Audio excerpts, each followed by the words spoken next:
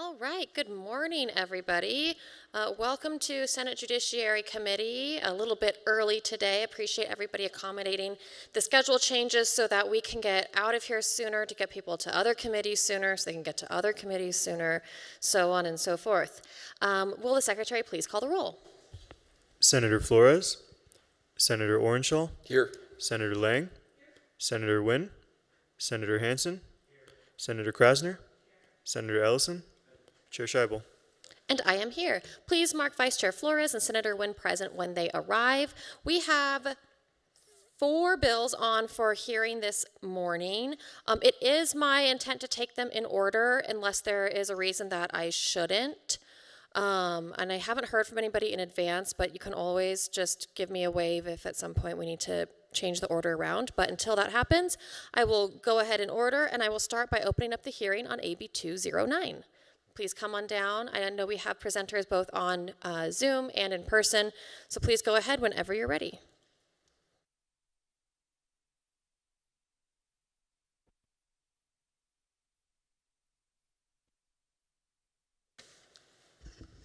Good morning. I'm Assembly Member David Orentlicker, representing District 20 on the southeast side of Las Vegas. Thank you for the opportunity to present Assembly Bill 209. This bill is the product of a working group with expertise in the intersection of criminal law and sex work, and it draws on legislation in other states, particularly Colorado.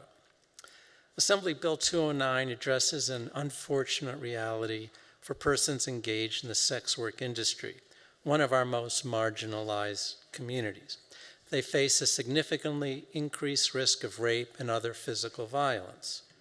Despite their elevated risk of grave harm, sex workers face a serious barrier to receiving medical care.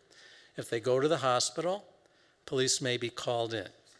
And sex workers worry that because they engage in prohibited conduct, they would be arrested.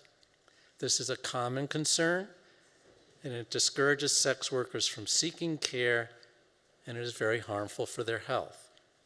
It also is very harmful for public safety. If sex workers don't come in and connect with police, they won't identify the perpetrators of serious crimes, leaving our community more dangerous than it need be. Assembly Bill 209 addresses this problem in Section 3 by granting sex workers immunity from prosecution for prostitution or solicitation when they seek medical assistance. With this bill, sex workers would be able to protect their health without fear of arrest and prosecution. As a result of discussions with stakeholders, including police and prosecutors, I've narrowed the scope of the immunity so it only applies when a sex worker seeks medical assistance, and the conceptual amendment further clarifies this. So they're seeking medical assistance. It only applies to prostitution charges, and it only prevents arrest and prosecution for prostitution charges resulting from the seeking of assistance. So the next week, they're out engaging in their work, there would be no immunity. I'll now turn the presentation over to 2 of our state's leading experts in this area, Professor Yves Hanan at the University of Nevada, Las Vegas Boyd School of Law, and Professor Barbara Brentz at the UNLV Department of Sociology.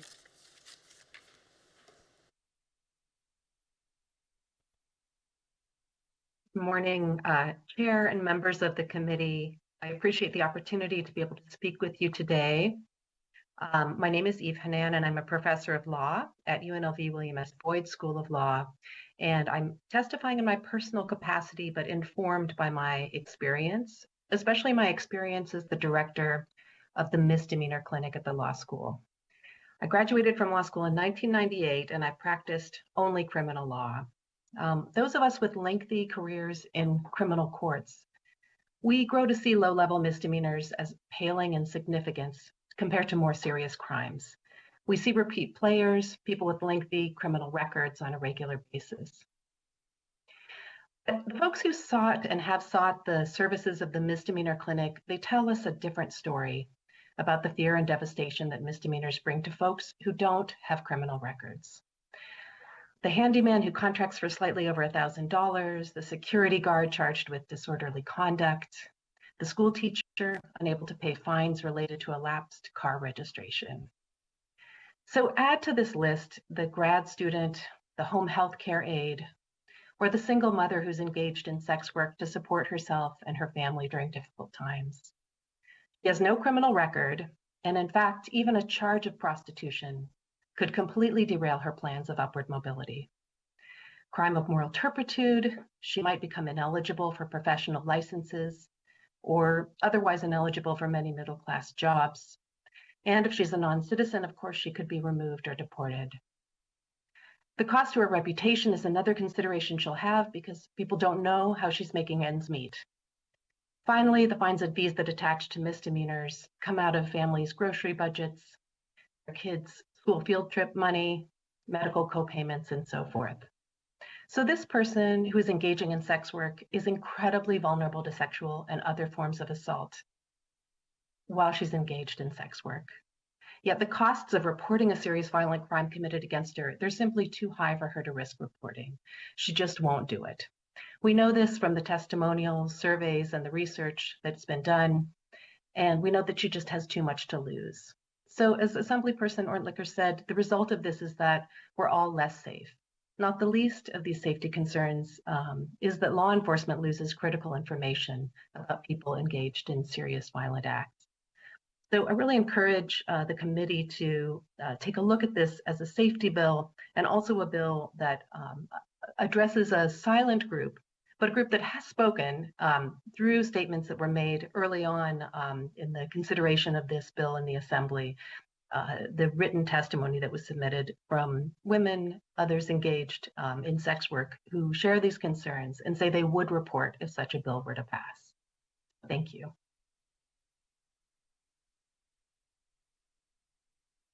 Hi, I'm Barb Brentz. I'm a professor in the sociology department at the University of Nevada, Las Vegas. And I'm here as someone who has done research on the sex industry, sexual violence, clients of sex workers for the last 30 plus years. I am most recently have done some research on sexual violence, so I'm going to speak a little bit to that. This bill, I think, would be, as everyone has said so far, one of the most important means by which we could deal with sexual violence by allowing sex workers to come forward if they have been a witness to or seeking a crime, or I think as the bill has been amended to seek medical care. We know from lots of research on sexual violence in the non-sex working population that very few people report to the police when they've experienced sexual violence for a lot of different reasons, regardless of how hard police may work to change that. We also know that there is a huge diversity in sex work. It includes students, it includes individuals who may be doing legal forms of work, as well as misdemeanor sex work, as well as legal forms of sex work, online, etc. There's a real mix in what people may do. As a result, the sex workers that police come in contact with on a daily basis is a very narrow and small percentage of the population of individuals who engage in sex work. But the fact that people feel constrained if they were to report any violence or crime that happens to them is serious and impacts a whole lot of people. This is a big public safety issue.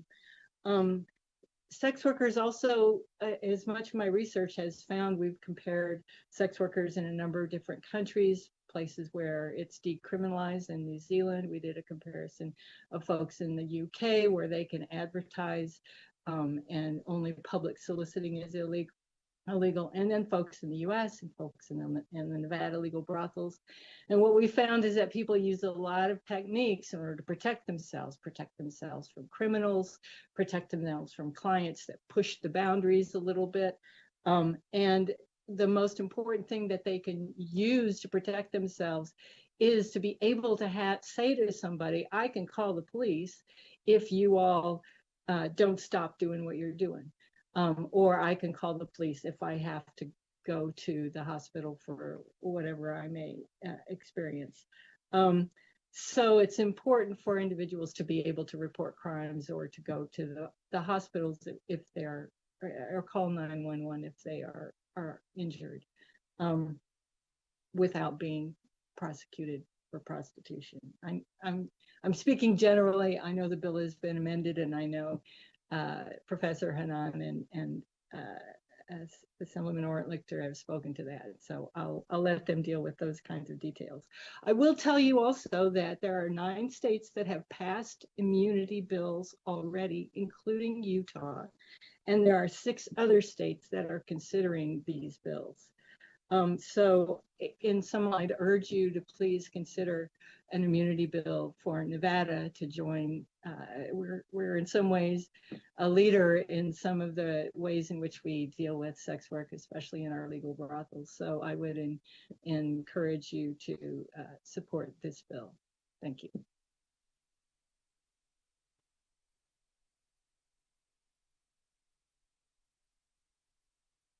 David Orent-Lichter, for the record, we're ready to take questions.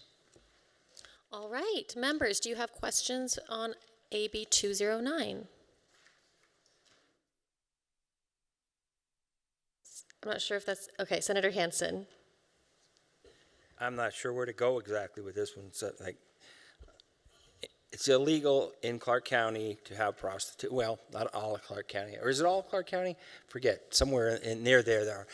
But, you know, everybody, when I was down there 25 years ago with my children walking down the streets, there were people passing out pamphlets like newspapers, and then it might open up, and here's, you know, pick your girl kind of a thing. Totally open, yet it's officially illegal. So what you're trying to do is say, look, some of these people are victims, got it, and they get brutalized, and because they are acting in an illegal fashion as a street prostitute, we want to essentially say, look, because somebody did something terrible to them potentially, we're going to give them an immunity from possible prosecution for prostitution. That's the gist of the whole bill, correct? Well, what I don't understand, why doesn't Clark County just legalize prostitution? I mean, look, you know, the counties I represent, several of them have legal brothels, and one of the theories behind legal brothels is that there is a higher level of protection for the prostitutes, and because there is a regulation factor there. You know, it's like this is a Band-Aid bill. We're trying to, rather than dealing with the core problem, illegal street prostitution, we're trying to say, well, we're going to just kind of pretend that it's not against the law, and these people, even though they're violating the law because somebody else might have beaten them up or did whatever acts of violence you're describing, that we're going to then give them an immunity from breaking the law in this aspect to try to encourage them to go after the other person that did an act of violence to them. So I'm kind of like, why don't we just, if you're going to bring a bill like this, why don't you guys just, in Clark County, just say, why don't we just legalize prostitution? David Orent-Lichter, that's a very intriguing suggestion, and it may be something down the road.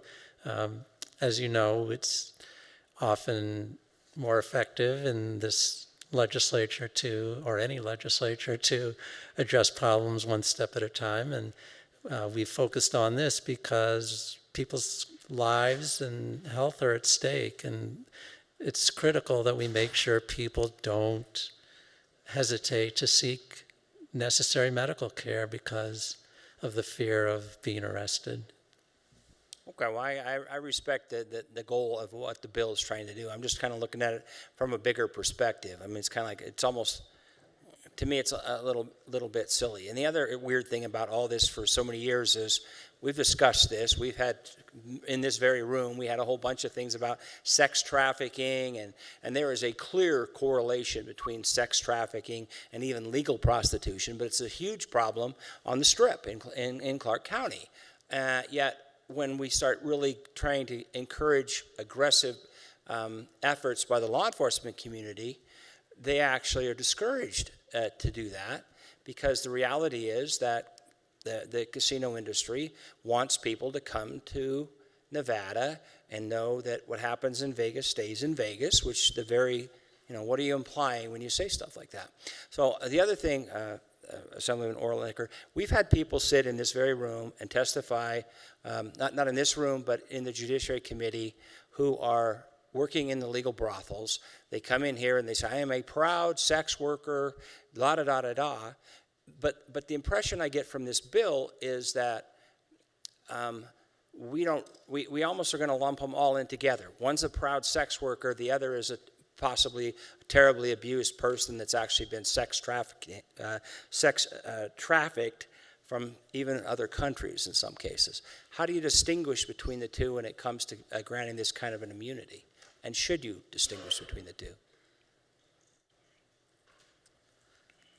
Yeah, David Orentlicker, let me turn to Professor Brent or Hanan because they have more experience with this group, the different participants. Speaking from a research perspective, you're absolutely right. The sex industry is excessively diverse. And we like to say that there are sex workers who work consensually because they want to, they need to, or they can do the money through circumstance. They may not want to, but they need to support their family, or through coercion when they're forced to against their will. I think the beauty of this particular bill, that the Band-Aid it puts on, addresses that entire range of individuals. And I do think that when we think about prostitution law generally, I think you're absolutely right. There's a big picture which we have to take into consideration, that all sex workers are not victims. Some are. So how can we best address the ability of these people to deal with the situation, whatever it may be, and then still, from a policing perspective, allow police to deal with the criminals, the real criminals. I'll let Professor Hanan expound on that. Yeah, thank you, Senator, for the question. You raise a lot of important policy issues, and I think that when I think about this bill in particular, I think about a primary goal of it and why in other states it has been supported and sometimes initiated by law enforcement, is that it's a way to really address violent crime, which could be sexual nature or not, but which is committed primarily against women, violence against women in often sexual contexts. So for that purpose, for the important piece of this, of being able to have reporting happen in those situations, the law enforcement interest is more in identifying who those people are who are committing those violent crimes. It becomes less important to distinguish in a bill like this somebody who is voluntarily engaging in sex work or under some form of coercion. That may come out later. Hopefully it will come out, especially if they're in a coercive situation. But the idea is that this just happens under the radar of law enforcement without a bill like this, because nobody comes forward and reports it. And so that's, I think, why it is this type of bill is being initiated in other states, has passed in other states as well. Okay, well, Madam Chair, I probably exhausted some of that. In the other states that did pass it, do any of those have any form of legalized prostitution? They do not. I think Nevada is a little bit unique in that. Just for the record, I am totally against legalized prostitution and illegal prostitution and all forms of prostitution. I've watched this my whole life, literally went to school right down the street from one of the most previously famous brothels, the Mustang Ranch and Jokin 40 era and all that. So I've been around this my whole life. And after talking to especially the former prostitutes who were often here in this building, they say there is a strong correlation between legalized prostitution and trafficking, sex trafficking. So even though my theory is at least legalize it and try to minimize some of this stuff, if you're going to just sit there and, pretend like officially it's illegal, but everybody knows it goes on. Even after it's been legalized, though, they have told me, and I don't know if they're going to testify today. I don't see any of them that I've met from those organizations here, but they have told me that even when it's legalized, that actually stimulates additional sex trafficking problems. So I think, number one, if we really wanted to get to the root of the problem, we would go aggressively after the Johns, the people that are hiring the prostitutes. When the city of Reno did that, when I was a teenager, they actually started taking pictures of all the males that were picked up in stings on 4th Street in Reno. And lo and behold, they saw a dramatic drop-off when those photos were put in the newspapers. So I don't know if we've considered doing that, but that may be a way if we're really serious about reducing this problem. But as far as this bill goes, it does seem like a Band-Aid.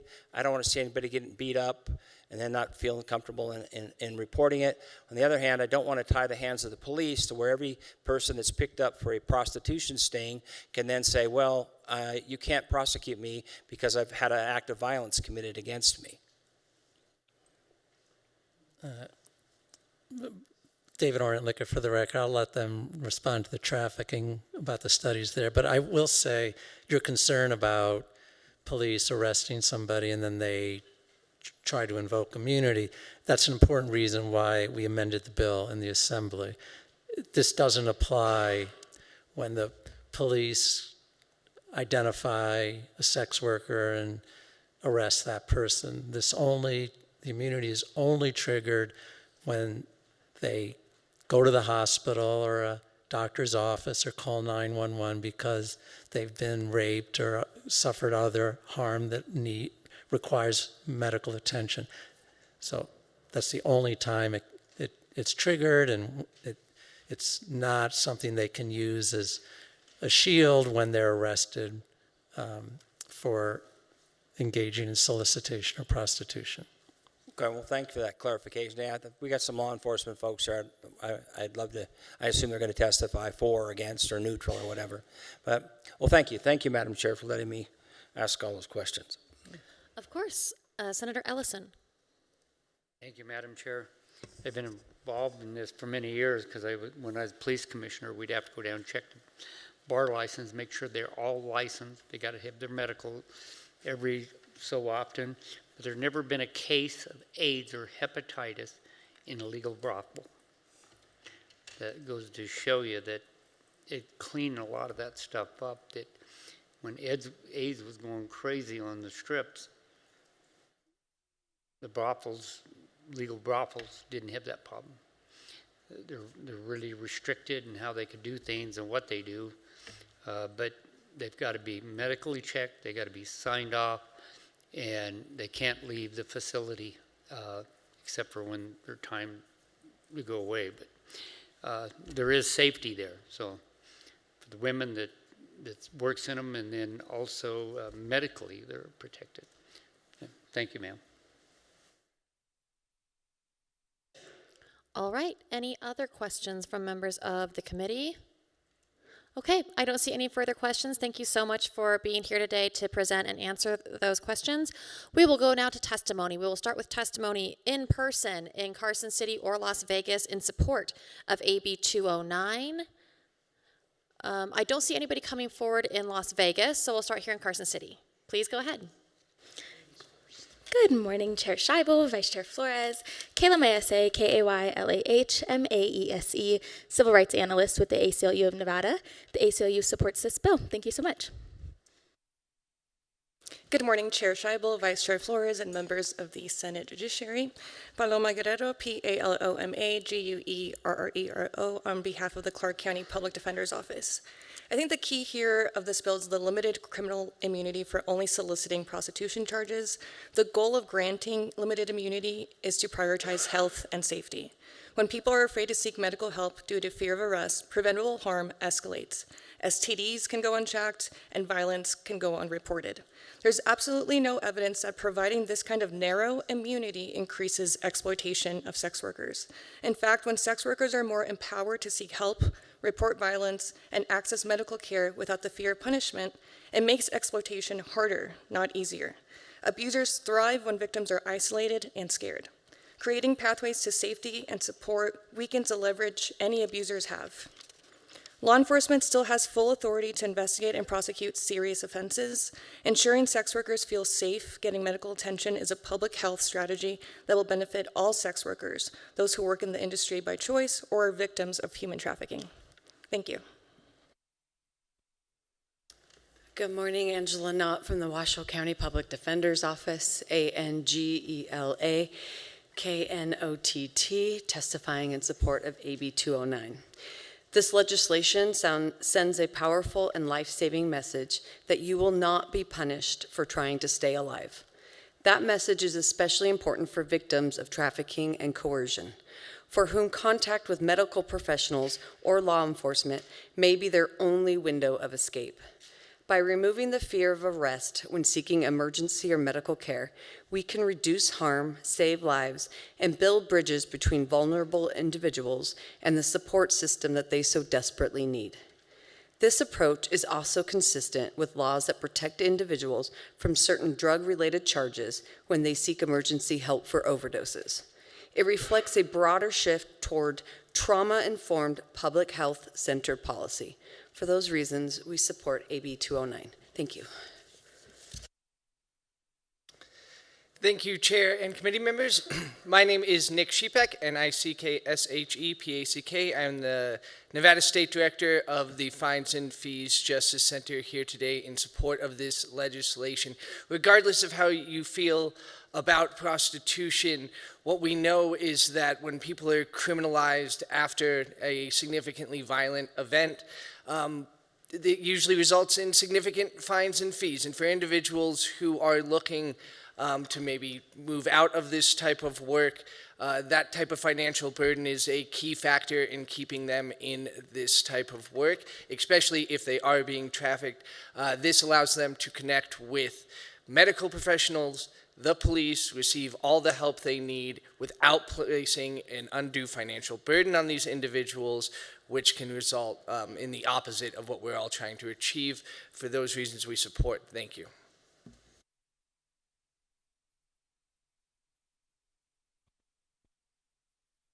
There's a button on the table. It kind of looks like a sticker that was left behind right in front of the microphone, and it'll turn bright red.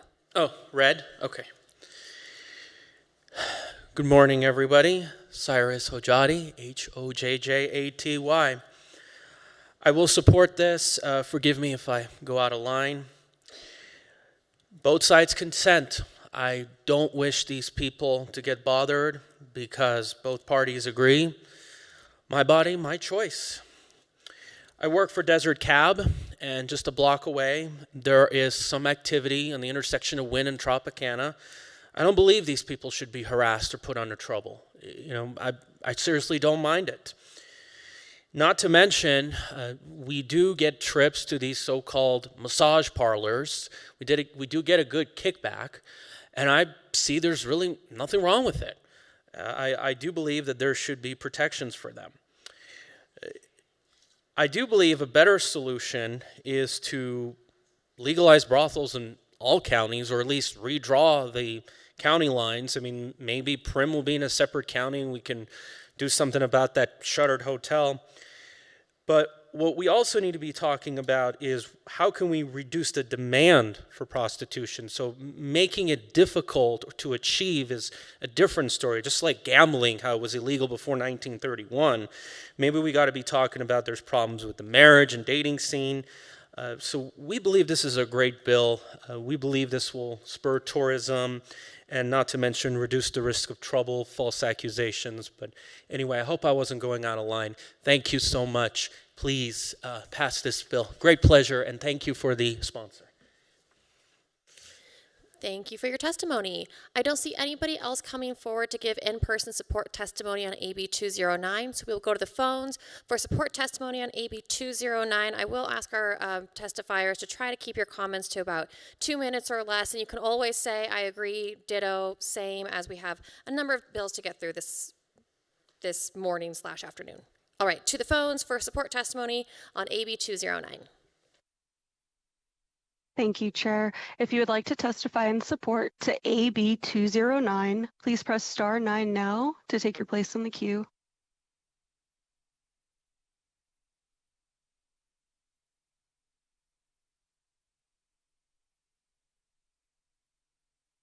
Hello, good morning.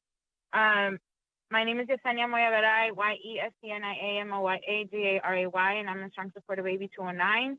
This is common sense harm reduction policy that protects people in our communities that are already facing systemic barriers to healthcare and support, especially Black, Brown, Indigenous, and LGBTQ people, as we fear arrest.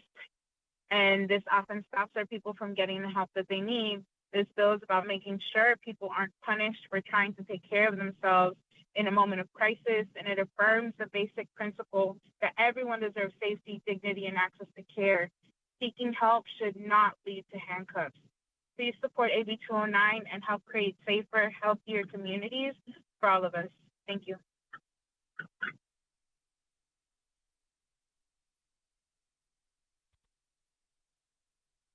Chair, there are no other callers wishing to testify in support at this time.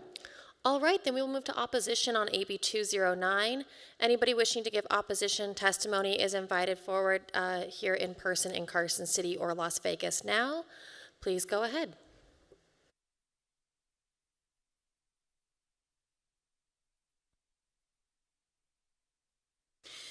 Good morning, Chair Scheibel, Vice Chair Flores, and members of the committee. Jennifer Noble, JENNIFER, NOBLE, testifying on behalf of the Nevada District Attorneys Association in opposition to Assembly Bill 209. We did appreciate the benefit of multiple conversations with Assemblymember Orentlicker and the proponents of this legislation, but unfortunately we were unable to reach consensus. During our discussions, I asked the proponents for any specific instances in which law enforcement arrested a sex worker in the context in which the sex worker was just trying to get medical assistance. Because those events would be of concern to my office, of concern to me personally, and I really would like to hear about them. I did ask for that on multiple occasions, but unfortunately I wasn't able to get any specific examples. So our concern here is that this bill perpetuates an atmosphere of mistrust on what appears to be a misconception rather than a reality. While it may be a common concern, it does not appear to be a common event. And as prosecutors, we take all victims seriously, whether they are engaged in sex work, they're suffering from drug addiction, or they have a gang affiliation. We meet them where they are, and we seek justice on their behalf. We are opposed to this bill. Thank you. Good morning, Chair Scheibel, Senate Committee on Judiciary. It feels weird to say good morning instead of good afternoon, but my name is Chris Reese. It's R-I-E-S, and I represent the Las Vegas Metropolitan Police Department. We have met with Assemblymember Orentlicker many times, and while we appreciate the dialogue, we have been unable to come to a position of support. The police in general have been given the ability to use their discretion by taking all known factors into account, and this takes away all of them. People do not report crimes for a variety of reasons, mistrusting the police being one of them. The assumption of this bill is that police will take enforcement action against a prostitute for a misdemeanor offense while they are reporting a medical emergency, prioritizing an arrest over addressing an emergency situation.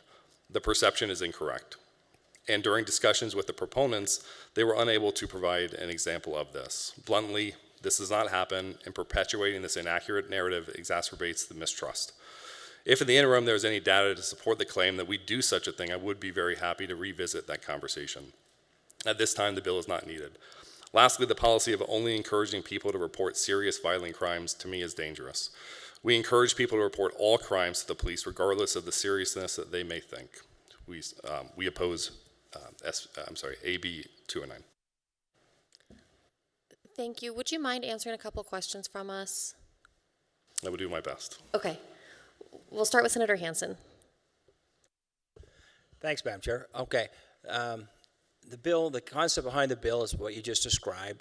Are you aware of any cases where a alleged streetwalker prostitute was beaten up, taken to a medical facility, and then the police arrested that individual or charged them after or during the medical condition, or does that ever happen? And secondly, if they go through a medical treatment and they are guilty, or they're going to be or should be charged for the crime of prostitution, do you guys ever wait till they're healthy and then actually go back and retroactively charge them with that misdemeanor?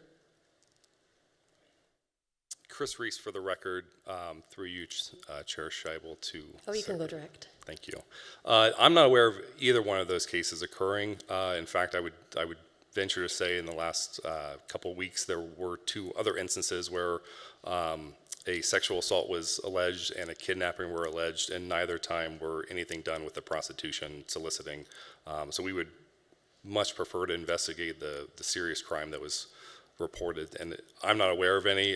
Like I said in my testimony, if there are those instances, I would like to know about those so we can look into it a little further.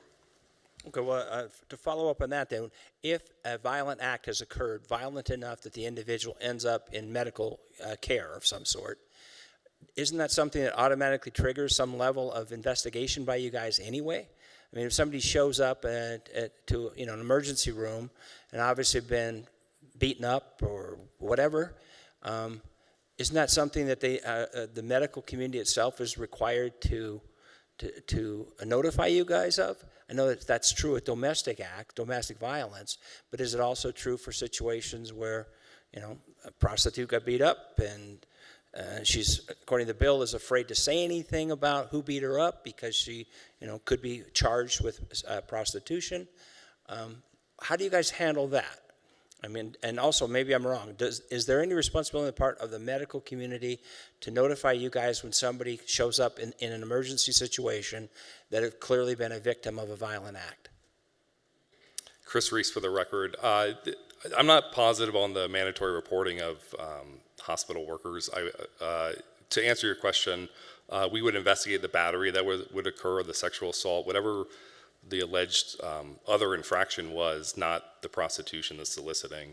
And I would even go a little further that even if there wasn't a transportation to the hospital, if it was just an allegation in the field, we would investigate that as well. It wouldn't necessarily need to be somebody that gets transported by ambulance to the hospital or transported by a detective, or we would investigate like I said, the battery, the other crime, not the soliciting. Okay, well, it just seems like this is a kind of a bill trying to solve a problem. It doesn't sound like, at least in Clark County, is a problem, or you guys, are waiting to give some poor innocent young lady, I'm assuming, who got beat up and then was also, being forced into human trafficking, sex trafficking, and it's like, whoever beat him up is going to get prosecuted, hopefully, and an investigation will occur. And then you guys aren't sitting around waiting to write a misdemeanor citation if you found out she was, in fact, engaging in prostitution at the time of the act of violence, correct? Chris Reese, for the record, that is correct. Thank you. I also have a question more about the process here, because you mentioned in your testimony that you had tried to come to an agreement with the sponsor of the bill, weren't able to reach consensus. So that kind of suggests to me, but I don't want to make assumptions, that you proposed amendments that were not accepted by the sponsor. Is that accurate? Chris Reese, for the record. I apologize. I'm not sure of an amendment that was proposed to the sponsor. I just know that we couldn't come to a position of support. Okay. All right then. I think Senator Wynn has a question. Go ahead. I mean, the bill as introduced is a lot different than the bill that we see here today. So I'm assuming that there were changes that were made to the bill. They just didn't come to the satisfaction of you all to get you into a position of support or neutral. Is that a better understanding of this? Chris Reese, for the record. That is correct. The bill isn't needed. Okay. Well, I could argue that it isn't needed, in your opinion, now as amended. But I guess I have a question, because we've heard plenty of times in different hearings and potentially here today, I'm sure the bill sponsor would agree, and some of the supportive testimony, is that we do have tons of situations where stories of sex workers that are victims and they're not reporting because they are scared of police. Would you not believe that putting into law proactive and protective measures such as this bill might encourage some of those victims to come forward more fully because they feel more comfortable because there are protections in law? So it's not really, you're unable to quantify the number of incidents of this, because we know collectively that we have a lot of victims that don't report sexual abuse or trafficking. Chris Reese for the record. I would encourage the victims to come forward now without fear of the prosecution of soliciting. I understand that proponents of the bill believe that there are, that it would make things safer. I would just say that they are safe to come forward with their allegations currently.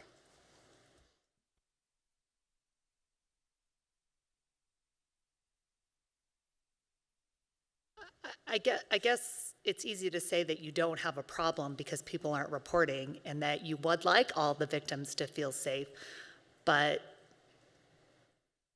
doesn't your office or any of the police departments are constantly trying to do outreach to make sure that victims feel safe and comfortable coming and reporting crimes, especially when it comes to sexual assault and violence?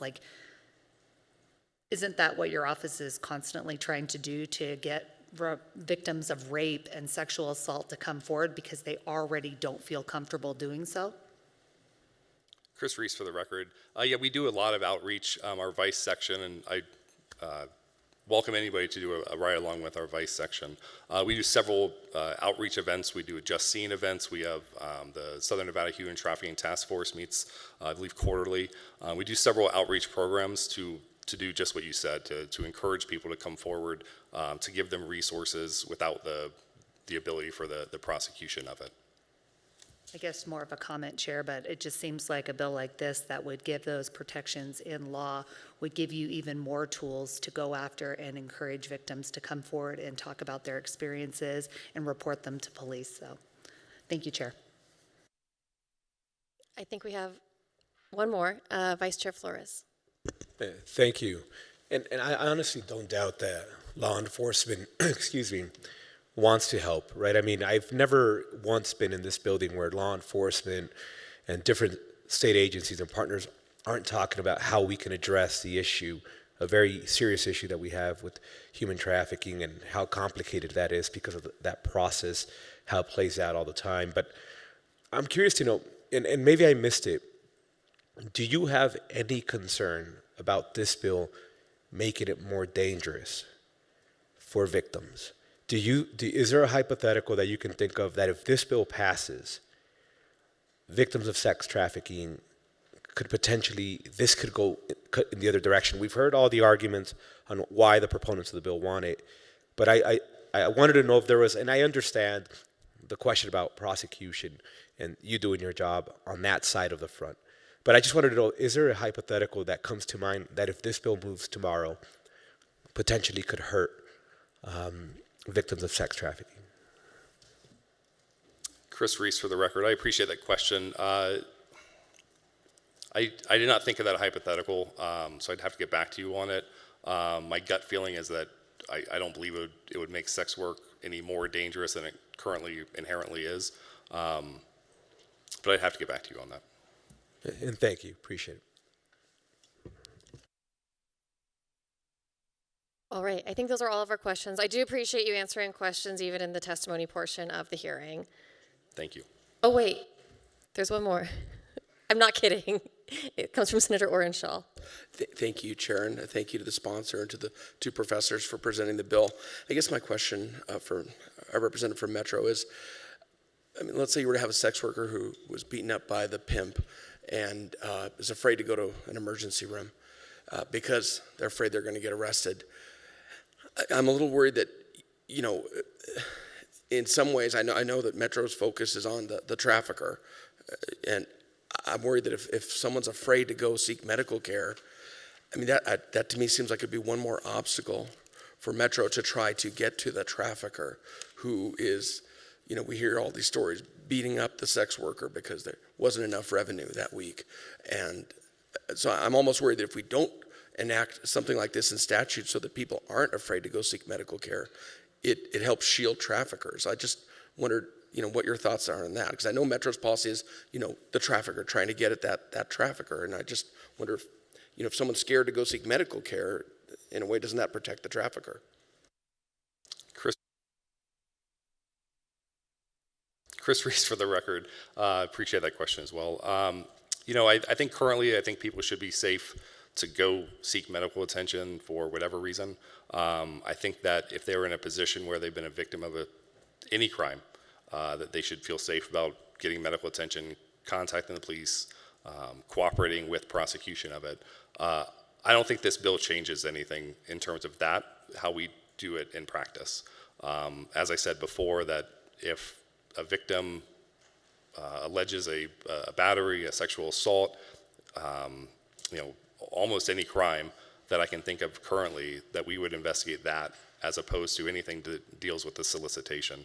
And I would maybe even say further that even if the solicitation was alleged, we'd still have to prove that. We would still need the probable cause that the solicitation happened.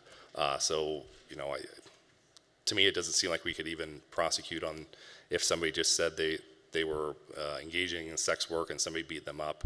I think we would need some corroboration on the solicitation anyway. So, but like I said, if there are examples of us going after the victim for prosecution, I'd be more than happy to look into that and maybe come back at the interim and change my position, our position, sorry.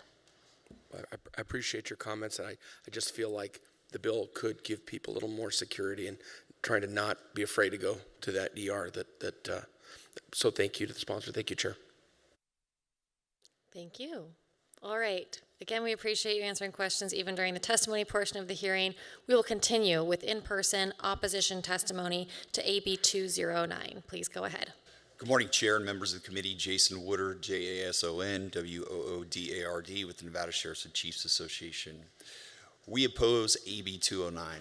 Speaking from my experience as 26 years in law enforcement and as an investigator that worked these types of cases, on multiple instances I investigated cases where victims who were sex trade workers were victims of violent crime. Never once did we insinuate to the victims or investigate the victims for potential prosecution in those cases for the misdemeanor crime of prostitution. The biggest concern, and as is, to my understanding, and all the agencies I've worked with that I'm aware of, our standard practice is to investigate the crime and to treat the victims accordingly. There's numerous cases where underlying misdemeanors are occurring, where the more serious or more violent act occurs, and that is the primary focus of law enforcement. In order for our association to have a differing opinion on this particular bill, one of the things that potentially I think should be discussed is there's 9 other states who have offered such immunity, and I'd like to see some numbers or statistics that actually demonstrate or prove that this form of immunity actually elicits more folks to come forward and report these crimes. I can see, however, in my experience, other scenarios where a bill like this could be used against law enforcement in certain types of investigations, i.e. as an obstacle or hindering those investigations. Thank you. Looks like we have a question for you as well. Senator Hansen. You're trying to get out of the hot seat too quick. I should have known better, sir. Since you represent all the sheriffs in the state, there are several counties, including several that I represent, where prostitution is legal. In the old days, and I'm going back before World War II, in Reno, they actually had what's called the stockade or the bullpen, and at the entrance of it, it was a circular area in downtown Reno, a Reno police officer was always stationed there 24 hours a day. And it was a house of prostitution. It was legal. It was finally shut down by the Army in World War II. The counties that you represent right now that have legalized, and I know you represented Sparks when you were a police officer, but I'm just kind of wondering if situations where a woman working in a legalized brothel is violently attacked in some way, it seems to me there's a level of protection there because it is a legalized institution. It's not a street situation. And therefore, when it's in a legal environment like that, their ability to go to law enforcement for a violent act is not compromised by possibly being charged with an illegal act. Do you know if in those rural counties where they do have that, how they handle that? And also, is there a problem in the areas where you have legalized brothels with street walking situations? I'm not aware of any, but since you're in that world and you represent those sheriffs, how often do you deal with girls illegally soliciting people on the streets of Elko or Winnemucca or wherever, where it's actually legalized? Any ideas? Jason Woodard for the record. Sir, I think there's a couple questions in your question, so I'm going to do my very best to answer all of them. First, the jurisdictions in which prostitution is legal or sex trade workers can operate legally. In those jurisdictions, if they come forward and report as victims of crime, those crimes are basically investigated as such. It does, I believe, the fact that it is legal, it does remove some roadblocks with regard to their level of cooperation. But again, those cases are investigated regardless of where they work. They're the victim of a crime. Even in counties where sex trade work is legal, brothels, prostitution is legal, there is still illicit or illegal prostitution that goes on, regardless of the fact that it is legal. So that is an issue or a challenge for those counties. And once again, those sex trade workers also can inevitably be victims of violent crime as well. Very good. Now, you served most of your time in the city of Sparks. I grew up in Sparks also. And Sparks and Reno used to have pretty aggressive vice programs where they would do sting operations and try to stop illegal prostitution, more so in Reno than in Sparks. But we also had a fully legal brothel, you know, a 15-minute taxi cab ride away from Reno. I'm just kind of wondering, is there any correlation between a legalized brothel and a reduction in street prostitution, or is there a reduction in street prostitution because of aggressive vice work? You just gave examples of cities that I'm thinking of where it's legalized where they still have a problem. Sparks, it was not legal, you know, Washoe County, but it was in Story County. And you guys would do vice stings. Is there any evidence from your experience as a law enforcement officer that in the absence of vice stings and just having legalized brothels relatively conveniently away, that reduces street walking at all? Jason Woodard for the record. I cannot quote any statistics or numbers to you, sir. I can just tell you that through my 26 years of experience with the Sparks Police Department, it continued to be an increasing problem, and it was an increasing problem regionally. It was an issue that the Sparks Police Department and the other two larger agencies within the valley continued to deal with, and as such, we entered into collaborative teams in order to conduct those investigations, to conduct suppression type operations to address those issues. And obviously, when you have commerce and big events, special events and things like that that come to the community, you will have essentially sex trade workers and people are being trafficked. They will be brought from out of town to that location to work those particular events. So regardless of the fact that prostitution is legal, just 30 minutes away from Sparks jurisdiction, illicit or illegal sex trade work also continues to be a problem for the communities. Very good. Thanks, Madam Chair. Thanks for your expertise in that area. What I obviously want is a reduction in the whole problem, and it seems like the more you did vice activities, the less illegal activities you had. Whether or not that channeled it to legal places, it's kind of one of the theories I'm getting at. The goal in the bill, though, is to try to allow people that have been violently attacked to not feel like they've been prosecuted, that they face prosecution. The last question for you before you slip off: are you aware of any time in your 26 years in Sparks where a individual who is in a medical situation, been attacked, was then, after they healed or during the process, charged for street prostitution? In my Jason Woodard for the record, sir, in my 26 years, never. Okay. Thank you, sir. Yes, sir. Thanks, Madam Chair. Thank you. All right, I don't see anybody else coming forward to give in-person testimony in opposition to AB 209, so we'll go to the phones for opposition testimony on AB 209. If you would like to testify in opposition to AB 209, please press star 9 now to take your place in the queue.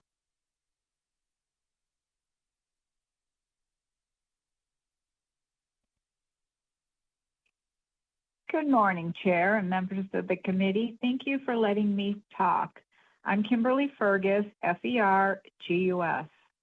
Boy, this has been a long conversation. I don't want to be a Debbie Downer, but I strongly oppose AB 209. And this is my reasoning. I tore this bill apart, and this is what I've come up with. This bill, under the guise of encouraging victims of serious violent crimes to report such crimes, effectively decriminalizes prostitution and solicitation under NRS 201.353 and NRS 207.030. by granting immunity to individuals engaged in these illegal acts if they seek emergency or medical assistance. And Section 2 of AB 209 claims to protect victims of violent crimes, yet it ultimately provides a blanket immunity for those knowingly engaging in illegal prostitution activities. Section 3 further codifies this immunity, creating a dangerous precedent where criminal behavior is excused under the vague premise of seeking emergency aid. This is not only undermines existing laws, but also incentivizes those individuals in illegal sex work to exploit this loophole, effectively rendering NRS 201.353 meaningless. Moreover, the proposed amendment to NRS 201.295 extends the definition of prostitution to encompass both male and female participants, which further muddles the legal waters and expands the scope of unwarranted immunity. We must not undermine Nevada's established legal framework by excusing illegal acts under the pretense of seeking emergency assistance. Instead, we should focus on providing comprehensive support, services, and protection to the victims of violent crimes without diluting the legal consequences of prostitution and solicitation. For these reasons, I urge you to vote to oppose AB 209 in its entirety. Thank you.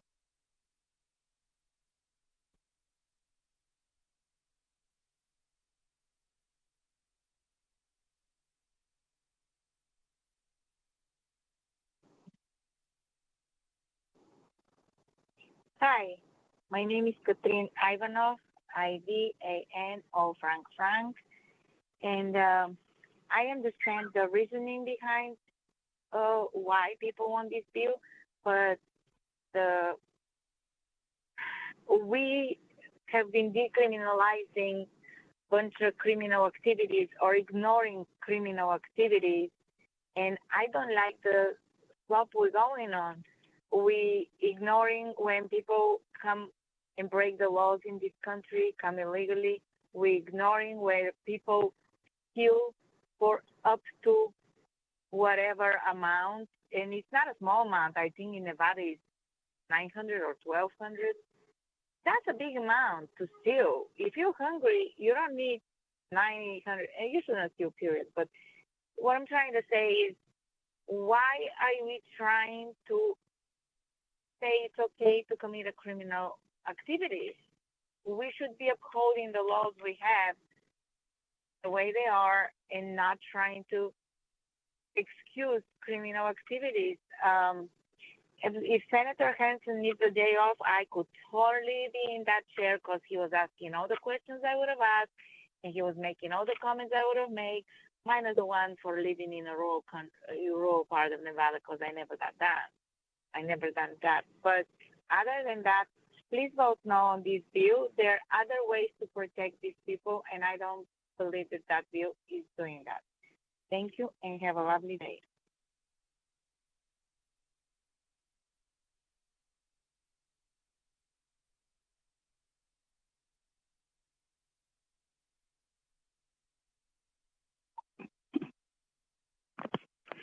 Good afternoon. This is Tammy Romo, T-A-M-I-R-O-M-O. I believe that prostitution is still illegal in Clark County, and in the outskirts of Clark County, it is legal. When someone is committing a crime and another crime happens, I don't believe that the person who committed the crime in the first place should be disregarded. I mean, they take a chance with the cons of the job duty or the job description when they engage in that behavior. They know it's illegal in Clark County, and they still engage in that behavior. So anything that comes along with it, yes, they have to be afraid of potentially, and it doesn't sound like they prosecute too much, but potentially being arrested because they were committing a crime when another crime happened. Just like when someone tries to break into someone's home, or they're stealing from the 7-Eleven clerk, and the 7-Eleven clerk turns around and shoots the offender the criminal trying to steal from him. That criminal now has to be afraid of going to the hospital, and be afraid of reporting it because he was committing a crime when he got hurt. So I don't think we should give, preference over one type of job description or activity versus another activity. Stealing from 7-Eleven is just as important as the prostitution on the streets. They should be treated equally. Do some of these women have mental and emotional problems that they're involved in this activity? Yeah, but there's plenty of help out there when they are ready to get that help. A lot of them don't want that help and they're not ready for that help. So I oppose this bill, and I agree with Katrine and what Kimberly said prior. Thank you.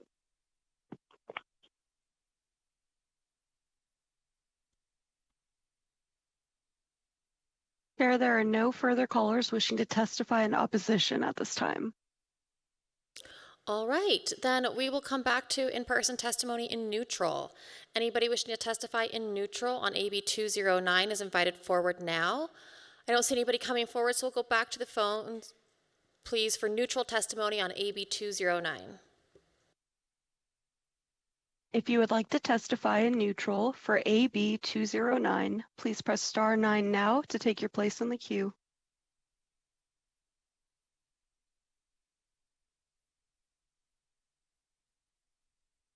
Chair, there are no callers wishing to testify in neutral at this time. All right, then that concludes testimony on AB 209. If the sponsors have any closing remarks, please come on down and give those now.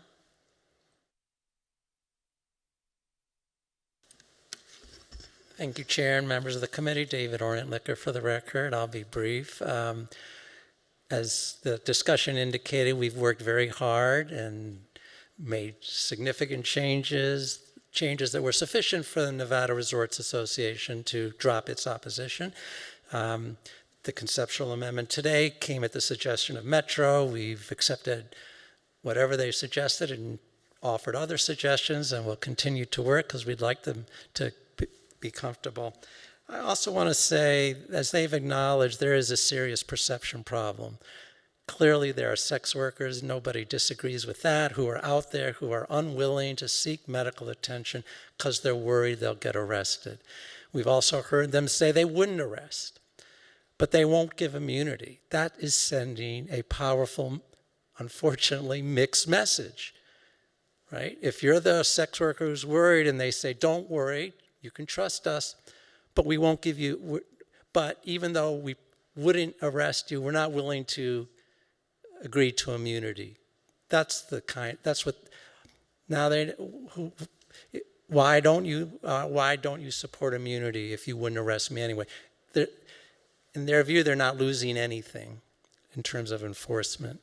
So I think when you've got a serious perception problem, that they've been working on this for decades, we need to do something different, and this is a small way to make a big difference. So I hope you'll support it.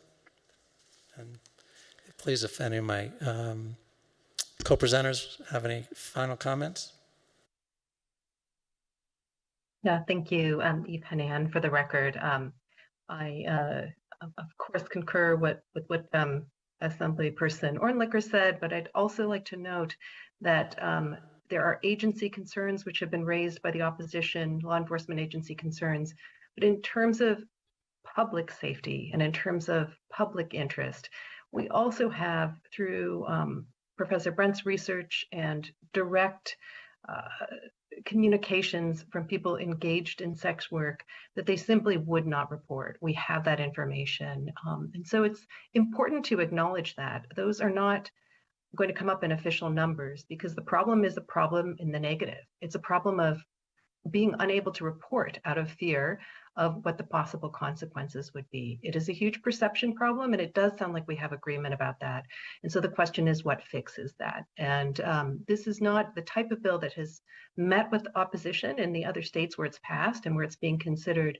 And so I urge the committee to take that into consideration as well. And I'll pass to Dr. Brent. I have only one thing to add, and that is in our survey that we did of 334 sex workers, and we asked them, do the police take rape against sex workers seriously. 91.7% said no. And the question overall, I have confidence in the criminal justice system, and 95% said no. So it's a serious perception problem. And thank you very much for listening to this. And thank you so much for your presentation today. I will now close the hearing on AB 209.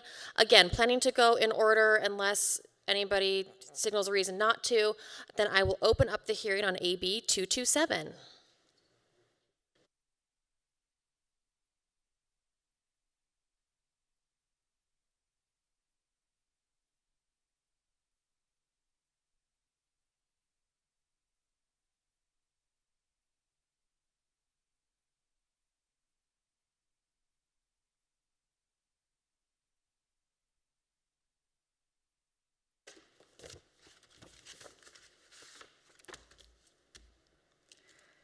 Hello, Chair Scheibel and Vice Chair Flores. Thank you for having us and hearing this bill, Assembly Bill 227. Thank you to, good to see all of you committee members right now, especially what's still technically the morning. So I am Assemblywoman Brittany Miller, and I am representing Assembly District 5 in Clark County. Today we present to you Assembly Bill 227, and I will say that this bill has been for me, it's a bill, of course, we all support adoption and know what a miracle it is for, just for families, for our society, our community as well. But there's also a legal and an expensive component, technical components to the beautiful miracle of adoption. And Kim Surratt, as you know, she has been working in this legal area for a long, long time. And so we see with many different things throughout Nevada law that oftentimes things are mentioned in the NRS in multiple different chapters or multiple different terms, or as our state and the legal field evolved, more things were added, but there may lack some consistency. So I am going to hand it over to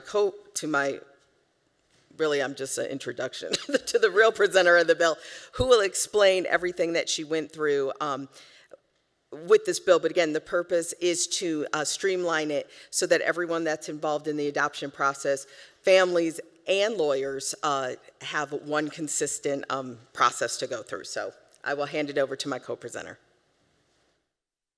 Thank you very much. Thank you, Chair Scheibel, for the opportunity to do this. I'm Kimberly Surratt, KIMBERLYSURRATT. Okay, don't hate me. I know, it's long, it's a lot. It looks horrid. It's not as bad as it looks, I promise. So what we did is, starting a couple of years ago, we have 16 stakeholders that we have been working with.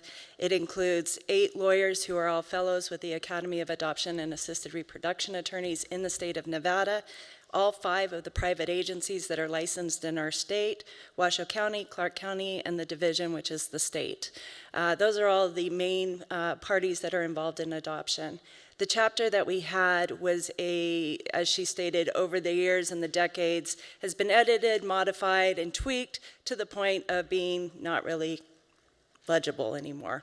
I couldn't really read it anymore. No one could pick up the chapter and say, I have this type of adoption. What procedures do I need to do, and how do I accomplish that adoption? You really couldn't do that with the chapter anymore. So the goal was to take the types of adoptions that we actually have in the state, the procedures that some had been cobbled together just by handshake deal basically with the courts about how we accomplish those adoptions, and actually put them in statute. So take the type of adoption, list of procedures, type of adoption, list of procedures. The reason there was such a significant amendment between the Assembly and here is because the way the 16 stakeholders looked at it, where it was real simple to just put the type and the procedures, LCB said, nice try. It takes more than that. And so the accomplished end results were a little more dividing out into individual chapters. And some of the statutes, I was trying to avoid repeating them for the types of adoptions that have the same procedures. Those statutes are repeated so that it's it's even more clear, quite honestly. So the types of adoptions that we ended up with and what you have in this bill really narrowed down to agency adoptions, which is private agencies and their adoptions, close family adoptions, confirmatory adoptions, readoptions, and identified adoptions. So the reason there's so many edits is because entire sections were moved into their own chapter, relocated, and moved around. There are actually very nominal substantive changes to the chapter. And while some look substantive because they weren't there before, they're things we're doing in practice. The substantive changes really narrow down to some equal protection issues between men and women as biological fathers and biological mothers, and giving them the same rights in some scenarios, really concentrating on narrowed procedures such as ability to do remote executions of consents and relinquishments, ability to do video conferencing in different scenarios, which obviously for efficiency and access to justice is a big deal, especially for our rural communities, and also the fact that a lot of these adoptions involve potential biological parents that are out of the state and not in the state of Nevada, but the child's in the state of Nevada, and so we're trying to bring together some congruency between the different how adoptions operate in other states. Some of the other major changes really had to do with provisions in the chapter where when all 16 stakeholders looked at each other, we went, I don't know why that sentence is in there. I don't know why that procedure is in there. It required all adoptions to send their decrees, for example, to the division or to the counties, and the counties go, look, we only care about and they care about everything, but they really only want a copy of things with the adoptions that they're actually involved in, and not step-parent adoptions, and not the other adoptions that their agencies aren't involved in investigating. So those are the identified adoptions where somebody chooses somebody without the need for an agency or the counties to be involved. We also created some procedures for things that were referenced in the chapter, such as the ability to, if you signed away, you signed a consent for an adoption, but the adoption never followed through. Everybody decided, never mind. We didn't really have mechanisms for reversing out of those consents or knowing what to do. There was reference to it that you could go to the court and you could take these matters in front of the court, but it didn't say, do we have to have a petition? Who are the parties? How do we accomplish that? So this has been a massive amount of work. It looks like a massive amount of edits, but the substantive changes can really narrow down to a few things. Now, the one big change, in my opinion, is that within the advertising rules, we have advertising rules that prevent people from advertising children for placement for adoption when you're not an adoption agency. Why? Because of human trafficking. And that you're not just selling children on the internet and to the highest bidder for adoption. So those rules, a lot of those advertising rules were focused on the penalty being a misdemeanor.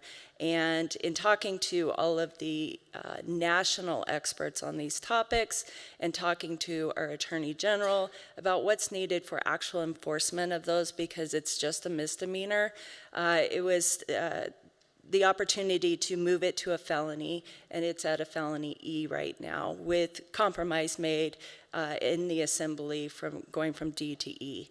And I'm not a criminal attorney, so just keep in mind I'm a family law attorney, but I do care that people aren't advertising children for adoption who are not agencies and who are not licensed to be doing so, so that we know that our children are being properly adopted and not improperly adopted. Other than that, I'm open for questions. I've tagged the massive bill in front of you so I can maybe find the answers quickly or hopefully be able to answer anything that the committee needs from me. All right, thank you. Members, are there questions on this bill? Okay, I have a couple of questions. You did mention that this creates a process for dealing with cases where the adoption never actually occurs. And it's not a pop quiz, but I'm wondering if you can point me to that section because it is a 124-page bill. And I'm interested in that language, but I can't find it. Kim Surratt, for the record, Chair Scheibel, for your question. Quickly, no, but I can get to the section numbers and get them to you specifically. They're in a couple of spots because we had to deal with the different types of adoptions. So one created a procedure for surrendering adoptive placement when the parties do not follow through with an identified or close family adoption. While the right to adoptive placement was suggestively allowed in our prior statutes, we went and actually put in the specific requirements. But I can get you the specific section number. Okay, and then maybe in the meantime, you could explain to me in a little bit more lay terms what the process would be if, say, I'm I want to make sure I'm understanding correctly. This would be a situation. Would this be a situation where, like, a birth parent changes their mind and decides to not place a child for adoption, who, when they were pregnant, they had planned to place for adoption? Kim Surratt, for the record. Chair Scheibel, not exactly, no, because the adoption chapter is crafted very carefully to not allow consents or relinquishments to be something that can be reversed. It's meant to be done, okay? But when I have an identified adoption where you have chosen maybe it's not a family member because it's not close third degree of consanguinity, but it's a greater family member or the neighbor you've lived next door to for 20 years. And you sign that consent, but no one decides to move forward with the adoption. 2 years go by, and we have that consent that said you have no parental rights, but no one also adopted the child. We need a mechanism for saying at some point that expires out in the world. And we have just very tight parameters around what we do in those scenarios. We guess that there's actually quite a few of those out there which are actually in a legal trap, a dead zone of where the child actually ended up with no one with parental rights, but somebody's caring for that child, having signed that consent. So it's very, very narrow parameters, very narrow circumstances. If a private agency is involved, it's that the whole adoption fell through. The agency itself has complete control over saying, dear court, we think this parent should actually have her rights back. Perhaps the biofather was not terminated, and they don't plan on pursuing the adoption and moving forward. There was no abuse and neglect. They're not part of the county system. And the agency, because they are social workers with custody and control over that child, need a way to go back to the court and say, that consent should be overturned or that relinquishment should be overturned. But only when they control it, not the bio parent. We did not want any loopholes for bio parents to sign away their rights and then turn around and say they have regret or remorse. It's not buyer's remorse. We have not built that into these statutes at all. This is very specific circumstances where the adoption has failed. Okay, thank you. That does help clarify. And I think legal has a couple citations for me in section 133 and 167, so I appreciate that. So could you just explain for me, like in that first case that you described where a parent signs the consent to relinquish their rights and then no one else adopts the child, if we were to pass AB 227, then what would the process be for dealing with that legal gray area? Kim Surratt, for the record. The mechanisms talk about utilizing the court system and also that, for example, in that scenario where the private agency is involved, that the private agency has control over it. So the prior statutes talked about a separate petition having to happen. And we wanted more of an affidavit, a process where the agency could do it without extensive legal expenses and making it really expensive. It should be done within the same action where, really these are the scenarios where the bio father was probably not terminated and has his rights. She's not an abuser, and they're trying to give the rights back. So we created affidavits, mechanisms for that process to make it faster and cheaper and easier without a major, full, separate court action just to do so, and of course, expensive lawyers' fees to go with it. Okay, thank you. Are there other questions? Senator Orenshaw. Thank you very much, Chair. Thank you to the sponsor. And my question for Ms. Surratt, I'm looking at page 44 of the bill, and it's section 112, section 113, the discussion about inter-country adoptions. And I just wonder, if the bill passes, how will that change the process for people who want to adopt a child from another country? Do you think it'll streamline it? Just wondered if you could comment on how the language here would change what people are doing when they adopt a child from another country. Thank you. Kim Surratt, thank you, Senator Orenshaw, through you, Chair Scheibel. The readoptions, which are international readoptions, at the moment, we just know what that mechanism is, and we know how to do it and go to the court, and it's a made-up process that has developed over time, and it is not specifically in our statutes, but it is a necessary next step in international adoptions, where they have to come back here and they need a mechanism that they were adopted by U.S. Parents, and that adoption was accepted through the U.S. State Department, and it came into the United States, and it allows, the Nevada Vital Records has a mechanism for that, but they need a Nevada order for it. And it's not in our current chapter. We just do it, and it's a document we've made up with time, and the court accepts, and the courts sometimes know they need it from us. New judges, we have to train into it, we have to explain it to them, tell them why it's not in the chapter, but it's something that Vital Records won't do without an order, so we have finally created the mechanism for it that hopefully demonstrates what we do today, just never been written down. Okay, thank you, Ms. Surratt. Thank you, Chair. I think Senator Wynn also has a question. Go ahead. Sorry, it took me a little while to kind of figure this out. So I just want to make it very clear. So this is kind of codifying what actually happens in court now and putting it into these two separate chapters that are like distinct for private adoptions and public adoptions. Is that correct? Yes, Kimberly Surratt, to you, Senator Wynn. Thank you, through Chair Scheibel. Go direct. Okay, thank you. Yes, so in the process, immediately, even before the newest rendition with LCB and figuring out what we could or couldn't do, we had already created a separate chapter just for the division, just for Washoe County, for the government adoptions. They did their own chapter because they were always blurred together in one chapter, but government adoptions start on a different premise, which isn't terminating of parental rights. That's done. They already have custody and control over the child. They're the ones choosing placement. There's different procedures and steps that if you read the old chapter, it looked like everything applied to them, but we just knew they didn't, and we just didn't apply them. So now they have their own chapter.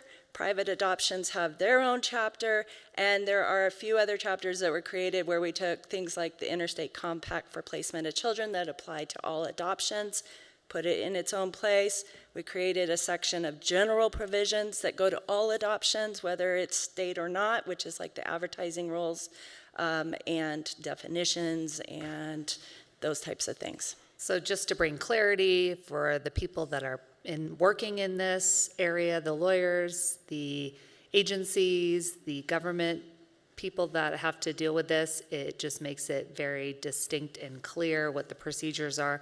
And hopefully that'll give clarity to the judges that are working across our state to have one process that applies to all of these adoptions. Is that correct? Kim Surratt, yes, Senator Wynn, absolutely. That was the goal. It is my prayer that that is the absolute end outcome of this chapter, that anybody, including the public, can pick up the chapter, go to the type of adoption, say, this is what I have to do for once. And we may have some small minor fixes next session when we actually operate under it, but that is my goal and that is the hope. Thank you. Other questions from members of the committee? I think that did raise, okay, go ahead, Senator Krasner. Thank you, Chair. Thank you for your presentation. So you brought up the issue of human trafficking.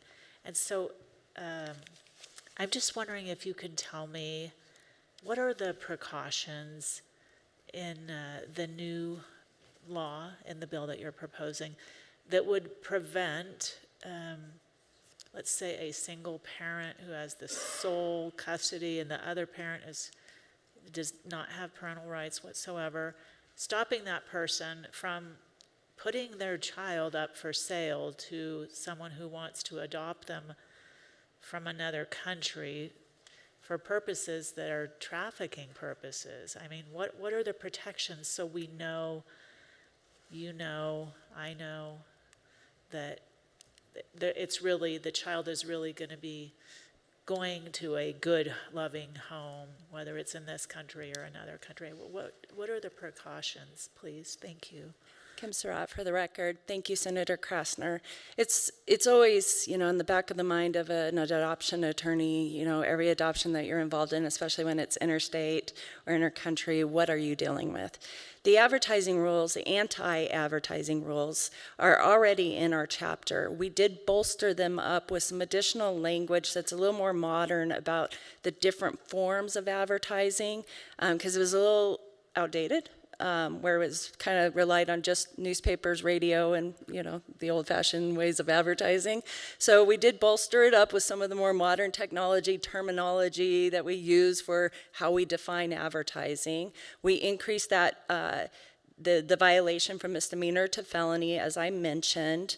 And in terms of a parent trying to put their child up, there's some crossover chapters that, of course, are not involved here. And I hope someday somebody sits and rewrites the termination chapter and that it's not me and I don't have to go through this again. But, when you have two legal parents, you can't just adopt out with just one parent. We have to terminate the other parent. There is a lot of attention paid in this chapter to the terms used for parents and legal parents, because there was a lot of emphasis on the biological parents as the ones giving up the child for adoption, but you could have adopted the child and now are wanting to give your child up for adoption, and you're not a biological parent. You could have used assisted reproductive technology and are not biological. So there's a lot of neutralizing the language down to just parents, and the word natural was used through the old chapter. I'm not real sure what a natural parent is. We haven't quite figured out that definition, but we've taken that out because it's what we want is that you have to terminate all legal parents or get consents or relinquishments from all legal parents of that child before an adoption can move forward. So there was a lot of attention paid to word choices through this so that we don't get ourselves in trouble and have a child in a circumstance. But the mechanisms built around the adoption agencies, all of the qualifications they have to go through in order to be an adoption agency, the home studies and the process of adoption, there's a lot that's not in this chapter. It's in our Nevada Administrative Code. And my encouragement through this process is that we're not done here. Those NACs have to be completely rewritten also in order to accomplish our goals. Thank you, I appreciate that. So just thinking about the child, does somebody actually go visit this new proposed home in another state or another country to make sure, oh yes, it is, a mom and a dad, and yes, they do live in a house like they said they do, and yes, they are employed. Are these things all checked into before a child is given to a home in another state or another country? Kim Surratt, for the record, absolutely, Senator Krasner. Now, keeping in mind the international ones are mostly U.S. parents going out and adopting a child in another country and bringing them here as their child. Very few U.S. citizen children go out and are adopted in other countries. And in fact, international adoption's almost shut down right now. There's very little of it. So what we're really talking about are interstate adoptions for the most part. Interstate adoptions are still subject to all the same rules as our domestic, our in Nevada state requirements. That is the chapter I was talking about where we put it in its own section. The interstate Compact for Placement of Children. It is the body of law that requires states and how they interact with each other for a child to be adopted across state lines. Home studies are absolutely a requirement, and a lot more goes behind a home study than just visiting the home. That's the background checks, that's going much deeper than that to determine whether or not that child should actually be placed in that home. You're welcome. I think Senator Orenshaw has a question. Go ahead. Actually, Chair, I think it got answered. Thank you. Okay, thank you. I have just one more question. We heard AB 518 in this committee that would enroll or add Nevada to the new interstate compact on the placement of children, and I'm wondering if these provisions are consistent with that. Thank you, Chair Scheibel. Kim Surratt for the record. We knew that that was coming forth this session. I haven't edited, the only thing I've done is move it to its own chapter, and whatever happens with that bill, if it passes, the ICPC in that chapter will need to be edited to comply with that version. Okay, thank you. Okay, Senator Hansen. More comment. When you get a 122-page bill, it always makes me a little bit nervous, but having worked with Kim Surratt for the entire time I think I've been here, I have complete confidence that she is exceptionally professional, and I'm too lazy to read all 122 pages, so I want to thank you for having that level of confidence because I know it's a good bill. Thank you. All right, Thank you, Senator Hansen. That's exactly my sentiment as well.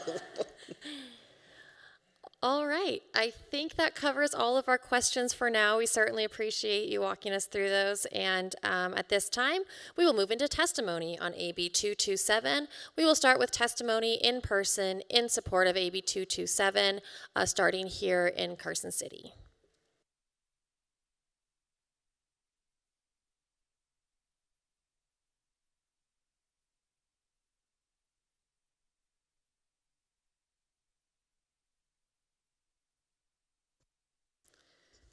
Good afternoon, Chair Scheibel, members of the committee. For the record, my name is Cadence Matijevich, C-A-D-E-N-C-E-M-A-T-I-J-E-V-I-C-H, representing Washoe County. I'm pleased to be here today in support of AB 227 with the amendments that were presented today.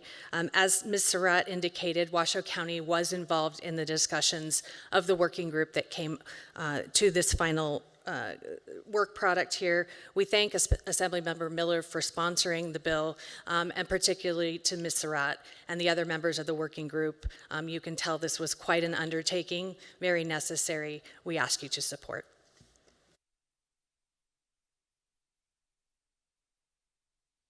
Good morning. My name is Eric Stovall, E-R-I-C-S-T-O-V-A-L-L. I'm an attorney. I've been practicing law since 1987. I've been doing adoptions as probably the largest part of my practice for the last 30 years, since 1995. I've been known as one of the go-to attorneys to call with questions from courts and from just individuals and from other attorneys. And it is amazing to me over the years how many times I have received a phone call from a layperson or an attorney who have said, I wanted to do an adoption, and I read the statutes, the Nevada statutes, and now I'm more confused than ever. I have absolutely no idea how to proceed. And frankly, they're not wrong. Our current statutes, though, they're the ones I know and love, and I've been working with for the last 30 years. They're very difficult to understand. And Ms. Surratt used the words, we've cobbled things together, and she's absolutely right. That's what we do. 3 years ago, Ms. Surratt and I were talking about different patches we wanted to put on the adoption tire for that session. And it came to us, what if we actually tried to rewrite the whole thing? And that's what this is. It is a complete rewrite. And it's not that we've rewritten everything, but we've put it all together in a logical format. We've taken all the different adoptions there are in the state, such as a step-parent adoption. Do you know in current statute, you can't find the word step-parent adoption? People do it all the time. It's not there. The readoption following a international adoption, is that in statute? No, it's not there. all sorts of things that we do just to make things work, they're now here. So now people are going to be able to go to statute, attorneys can go to statute, judges can go to statutes, and they can see exactly what it takes to do the particular adoption. Not only that, we've streamlined some of the processes, so it's going to be cheaper, and they're not going to have some services that were done previously that really were unnecessary in order to get these adoptions done. So I'm very, very much in favor of this bill. It's taken many years to bring it to its current form, and I compliment the other members of the Academy, of which I'm a past president, who have worked on this bill. All of the stakeholders involved have looked at this bill and have approved it, and I urge your support. Thank you.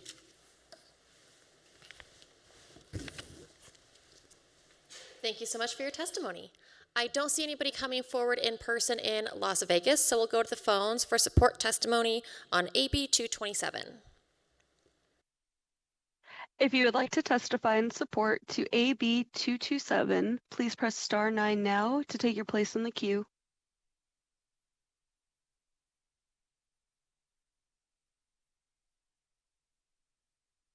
Chair, there are no callers wishing to testify in support at this time. All right, then we'll move on to testimony in opposition. Anybody wishing to testify in opposition to AB 227 is invited forward to do so now in person. I don't see anybody coming forward in Carson City or Las Vegas, so we'll go to the phones, please, for opposition on AB 227. If you would like to testify in opposition to AB 227, please press star 9 now to take your place in the queue.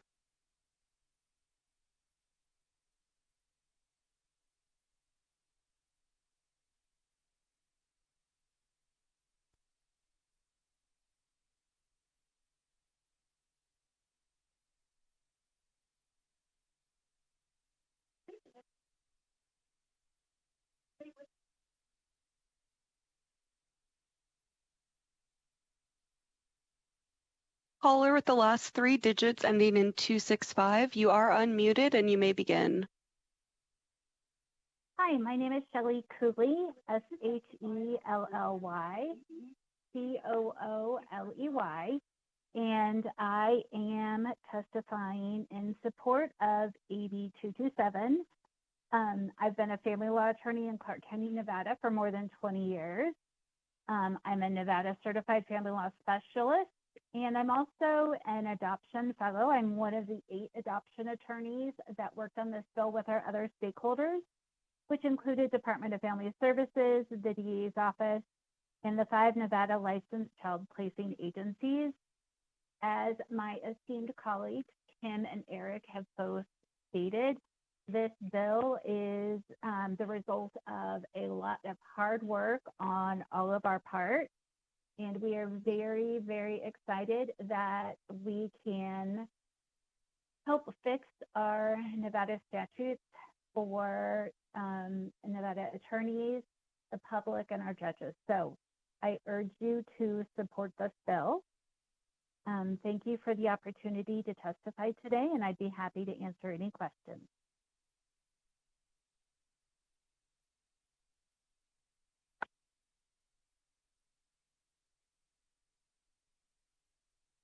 Chair, there are no other callers wishing to testify in opposition at this time. All right, please let the record reflect that Ms. Cooley's testimony is in support. We do understand that sometimes technical difficulties get people on the phone at the wrong time. That's no problem. Let's continue now to testimony in neutral on AB 227. Anybody wishing to testify in neutral in person is invited forward. I don't see anybody coming forward in Carson City or Las Vegas. So let's go back to the phones for neutral testimony on AB 227. If you would like to testify in neutral for AB 227, please press star 9 now to take your place in the queue.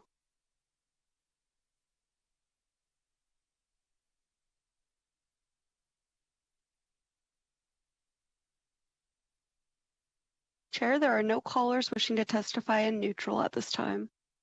All right, then that brings us to the conclusion of testimony on AB 227.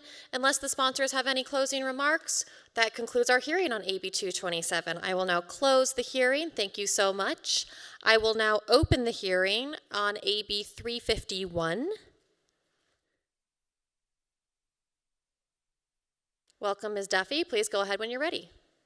Oh, and I'm sorry, it looks like we also have a co-presenter here in Carson City. I will let you introduce yourself. We're going to start down there, Chair Scheibel. Thank you. Thank you for letting us present today. My name is Michael Watson, M-I-C-H-A-E-L-W-A-T-S-O-N. I am a Chief Deputy District Attorney in the Clark County District Attorney's Office. And with me from Las Vegas is Assistant District Attorney Bridget Duffy. I'm going to start by telling you why this bill is needed.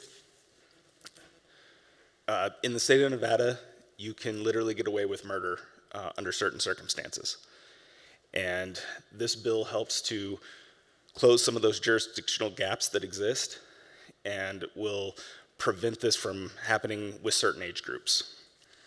This is a bit complicated, so the easiest way to go through it is with hypothetical examples and factual scenarios that this bill would close the gap on.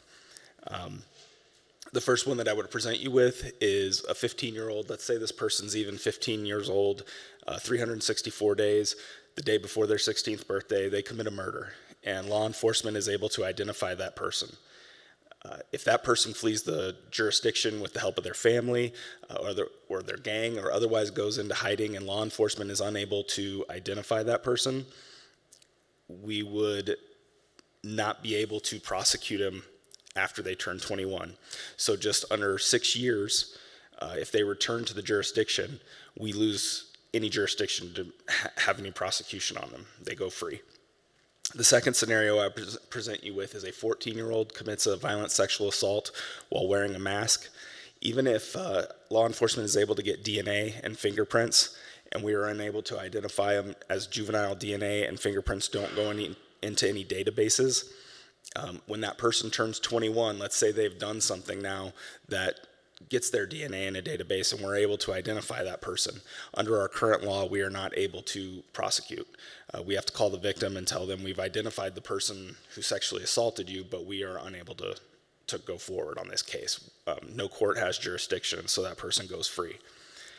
And the last example that I have for you is a case that we recently handled where a group of juveniles commit an armed robbery, hold a person for hours at gunpoint, then kidnap that person, take them across state lines, and dump that person in the middle of the desert, but not before stealing $4 million in currency. Now, in this particular situation, all of them are over the age of 16. But let's say, for example, one of them was under the age of 15. We have a person who has fled the country, gone to a country where they cannot be extradited. If he comes back after 21 under our current law, we would not be able to extradite. Now, this would close that gap, or I'm sorry, even if he came back to the U.S., we would not be able to prosecute. Now, this statute would close that gap so that we would be able to at least have a court look at this case and make an evaluation as to whether this case should move forward. So all these scenarios that I presented you with can and do happen.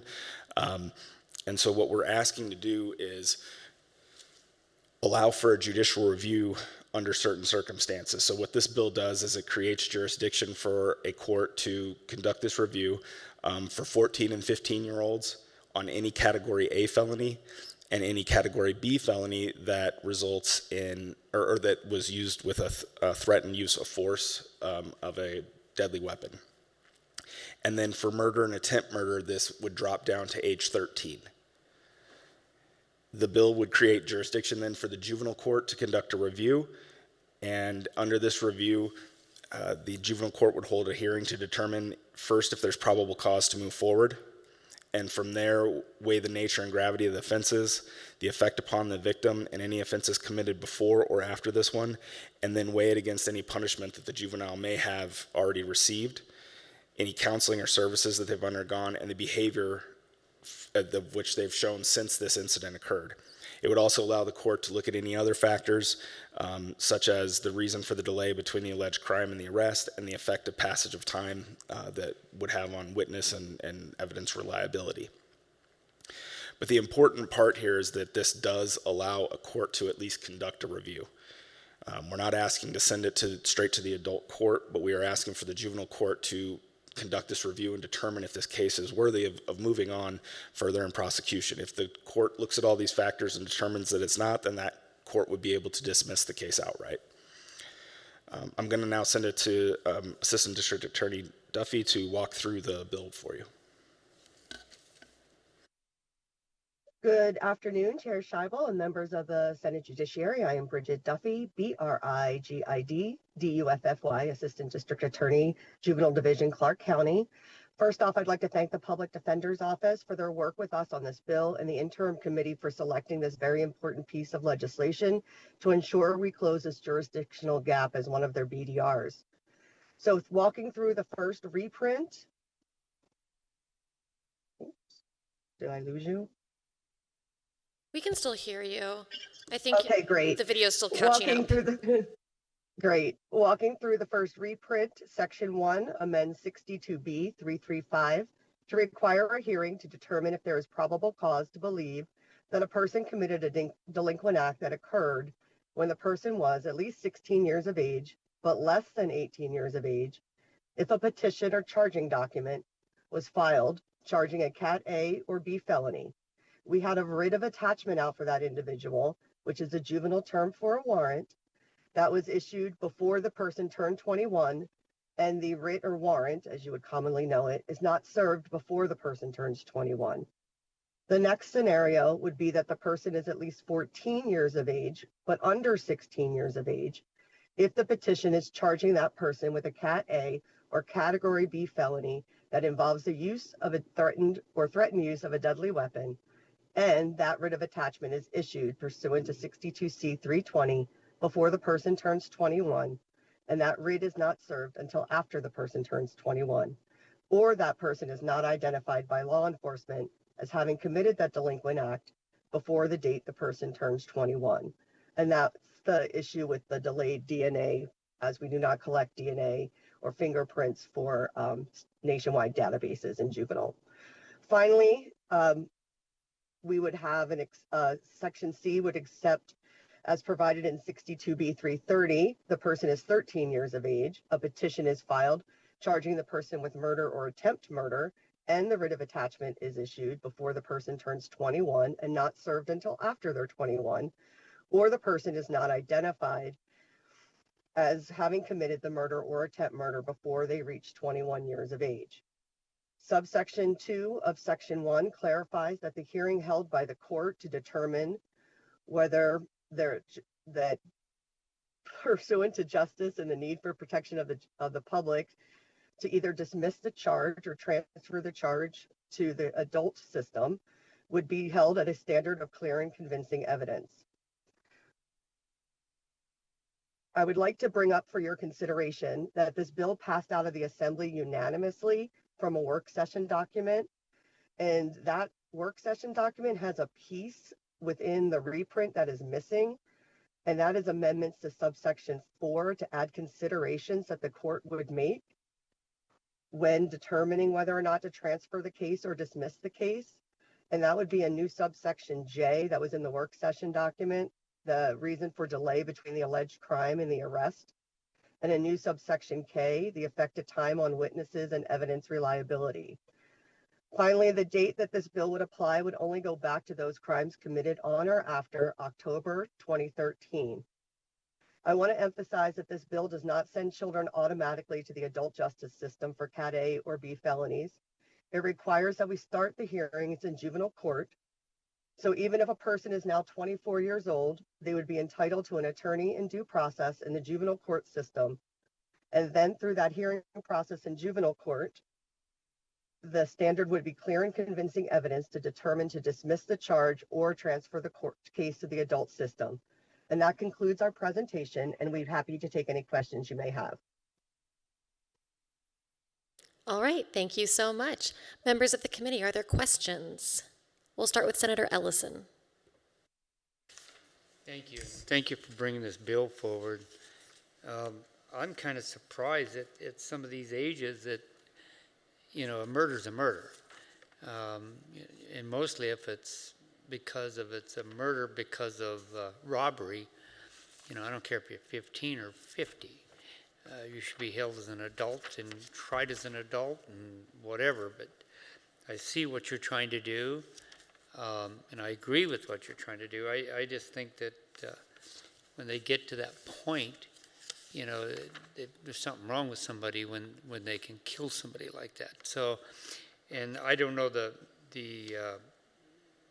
statistics or whatever it is that how many there is of the child murderers like this. I don't know if you know that or not, but the one you talked about, they robbed a guy of $4 million, took him out in the desert and left him, and then escaped to another country, and you can't expedite him? Thank you. Through Senator Scheibel to Senator Ellison. You can go direct. Thank you. In that particular case, I need you to repeat your name. I'm just sorry, for the record. Michael Watson for the record. Yes, for that particular case, we are able to because the current statute allows for 16-year-olds, and in that particular case, they are 16. So for the example I was saying, let's assume that he's only 15, we wouldn't be able to, but we are able to in that particular case. But without this amendment, we would not be able to for anyone younger. If I may, this is Bridget Duffy for the record.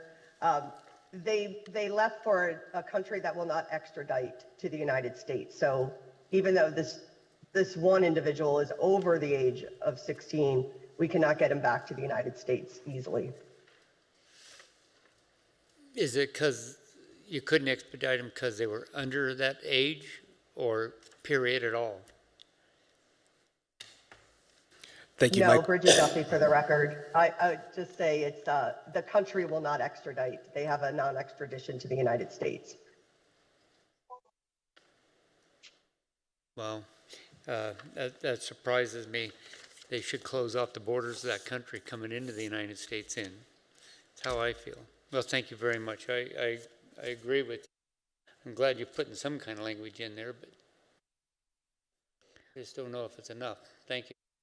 Thank you. We'll go next to Senator Wynn. I just wanted to clarify. So this would be 13 years and older for murder charges?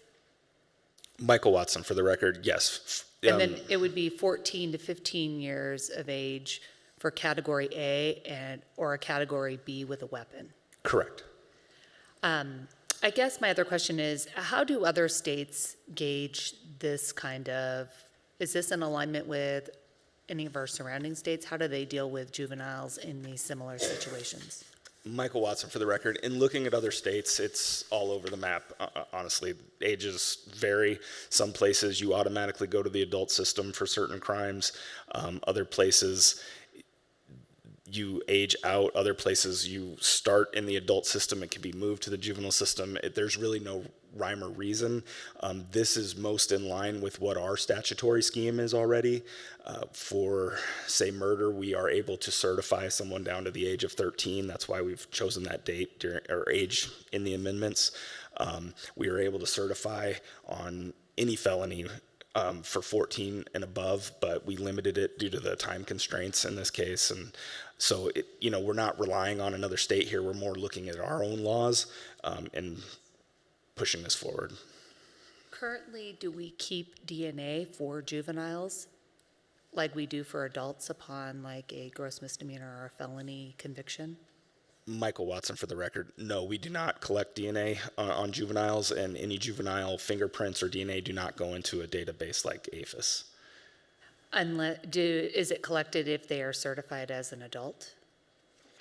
Michael Watson for the record, yes. If a person's certified as an adult and then they are convicted of a gross misdemeanor or felony on the adult side, it would be collected under those circumstances. I guess my only concern is how do you address this situation? If you have a 13-year-old that commits murder and you don't find out about it until they're 40 because there's some other DNA hit on some other circumstance where you're able to make that comparison, I guess, to any kind of evidence or whatever the circumstances are. Under the current procedure, if someone was 13, they would go through like a certification process. And so during that like certification process, I guess this is more like aligned with the category A, the category B felonies. They would do like a psychosocial evaluation. There would be doctors that would potentially meet with that like young kid, and there would be a whole hearing around whether or not that individual or that kid should be certified up as an adult. How do you anticipate that would take place like retroactively? Let's say you have a 40-year-old that's in juvenile court being looked at like charges. And I know that there's factors in that subsection, I think it's section 1, subsection 4, I believe, in the interests of justice. But how would you go back and redo that? Like, oh, when you were 13, this is what your life was like. These are things that were taking place during that time. How would you be able to do that evaluation 20 years later, I guess? Michael Watson, for the record, I don't believe you can do an evaluation 20 years later and have it relate back.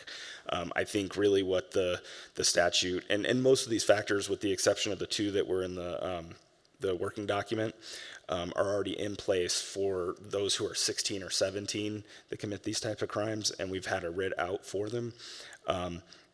In the hearings that I've done where we've done those cases, the main thing we're looking at, and what I feel like the court is looking at in those cases, is what is their life like now? Are they a productive citizen now? What are the changes that they've made? Those are the things that we're looking at based upon the statutory language that we already have.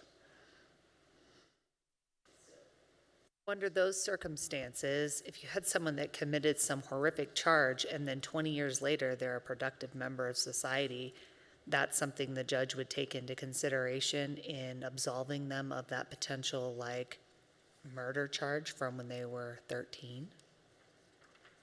Michael Watson, for the record, that is the way that the statute reads now, and I believe, yes, it would be a factor that the court would consider.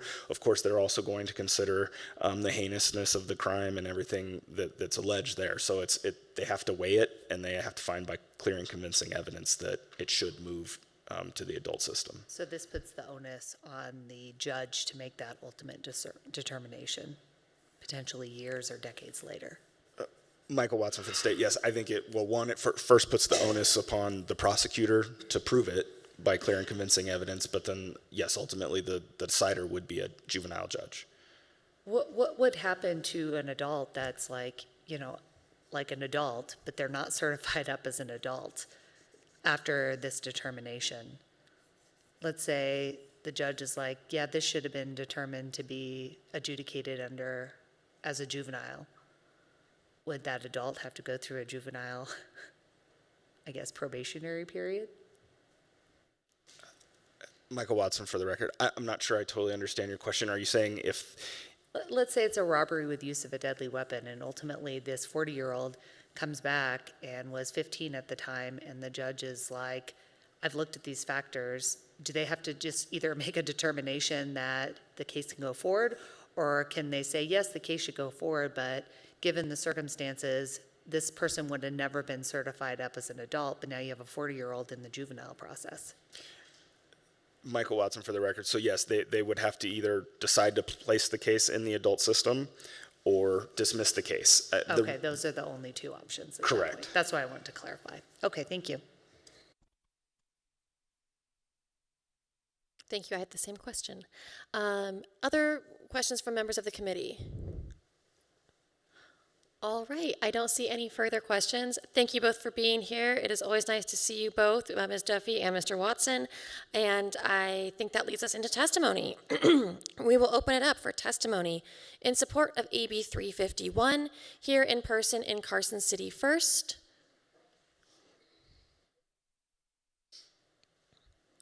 I don't see anybody coming forward to testify on AB 351, so we'll go to the phones, please, for support on AB 351. If you would like to testify in support for AB 351, please press star 9 now to take your place in the queue.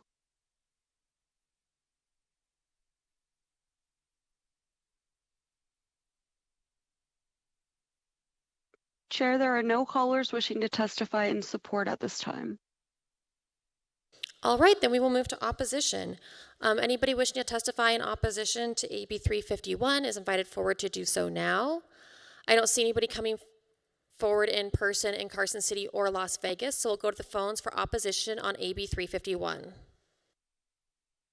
If you would like to testify in opposition for AB 351, please press star 9 now to take your place in the queue.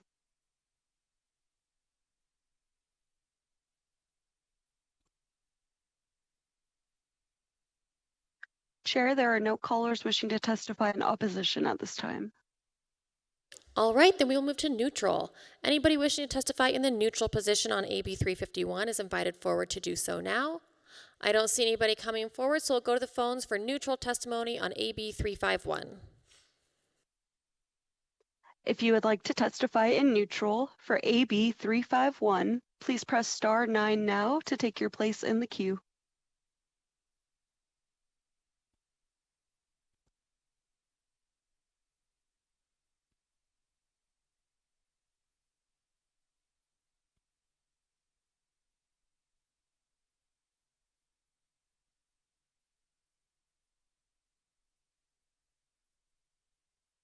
Caller with the last 3 digits ending in 225, please press star 6 to unmute yourself and you may begin. Hi, I apologize. My testimony is in support of Bill AB 351. The more we can put criminal elements in those serious crimes, killing a person, I don't care what age you are, unless it's an accident, you should not get away with it. So can you please my name. I'm so sorry. I was so upset that I didn't get to speak on the proper time. Catherine Ivanov, Ivano Frank, and thank you for letting me speak, even though it was a little bit not on the proper view. Have a lovely day.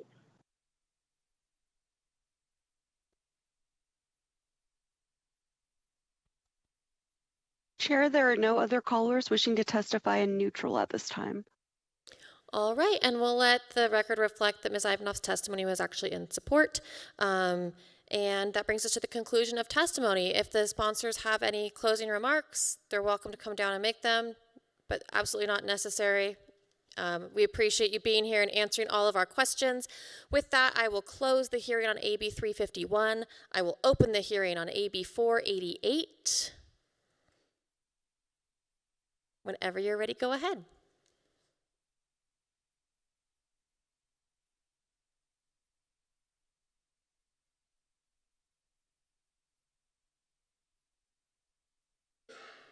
Good morning. My name is Tia Smith, TIA-SMITH. I'm a policy attorney with ACLU of Nevada. I'm joined by Atara Hasibullah, Executive Director of ACLU in Las Vegas. I will turn it over to him.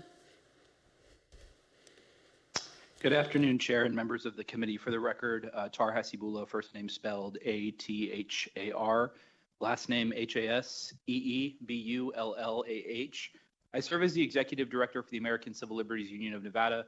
I wanted to thank you all for first giving us a hearing on this bill today. I know schedules are packed. We'll attempt to be brief and answer any and all questions that come our way. AB 488, which was sponsored by the Interim Committee on Judiciary, is a bill that's actually designed to help bring Nevada into conformance with previously passed laws, specifically as it relates to survivors and victims of human trafficking. For those that don't know, I spent the first several years of my career as an SVU prosecutor in New York City. Thereafter, I was able to join the Legal Aid Center of Southern Nevada, where I represented a large number of survivors of sexual violence, as well as domestic violence. And since we've been at the ACLU, or since I took over the ACLU several years ago, we recognize that Nevada has made great strides in helping and assisting individuals who had survived sexual violence and human trafficking conditions. However, that work still has a little bit to go, namely in that we still have individuals who continue to be caught up in the safety net or in the actual net from their time when they were actually being trafficked and ended up being involved in the criminal legal system. This bill today, as my colleague will walk you through the technicals, is designed to help mitigate against some of those past harms.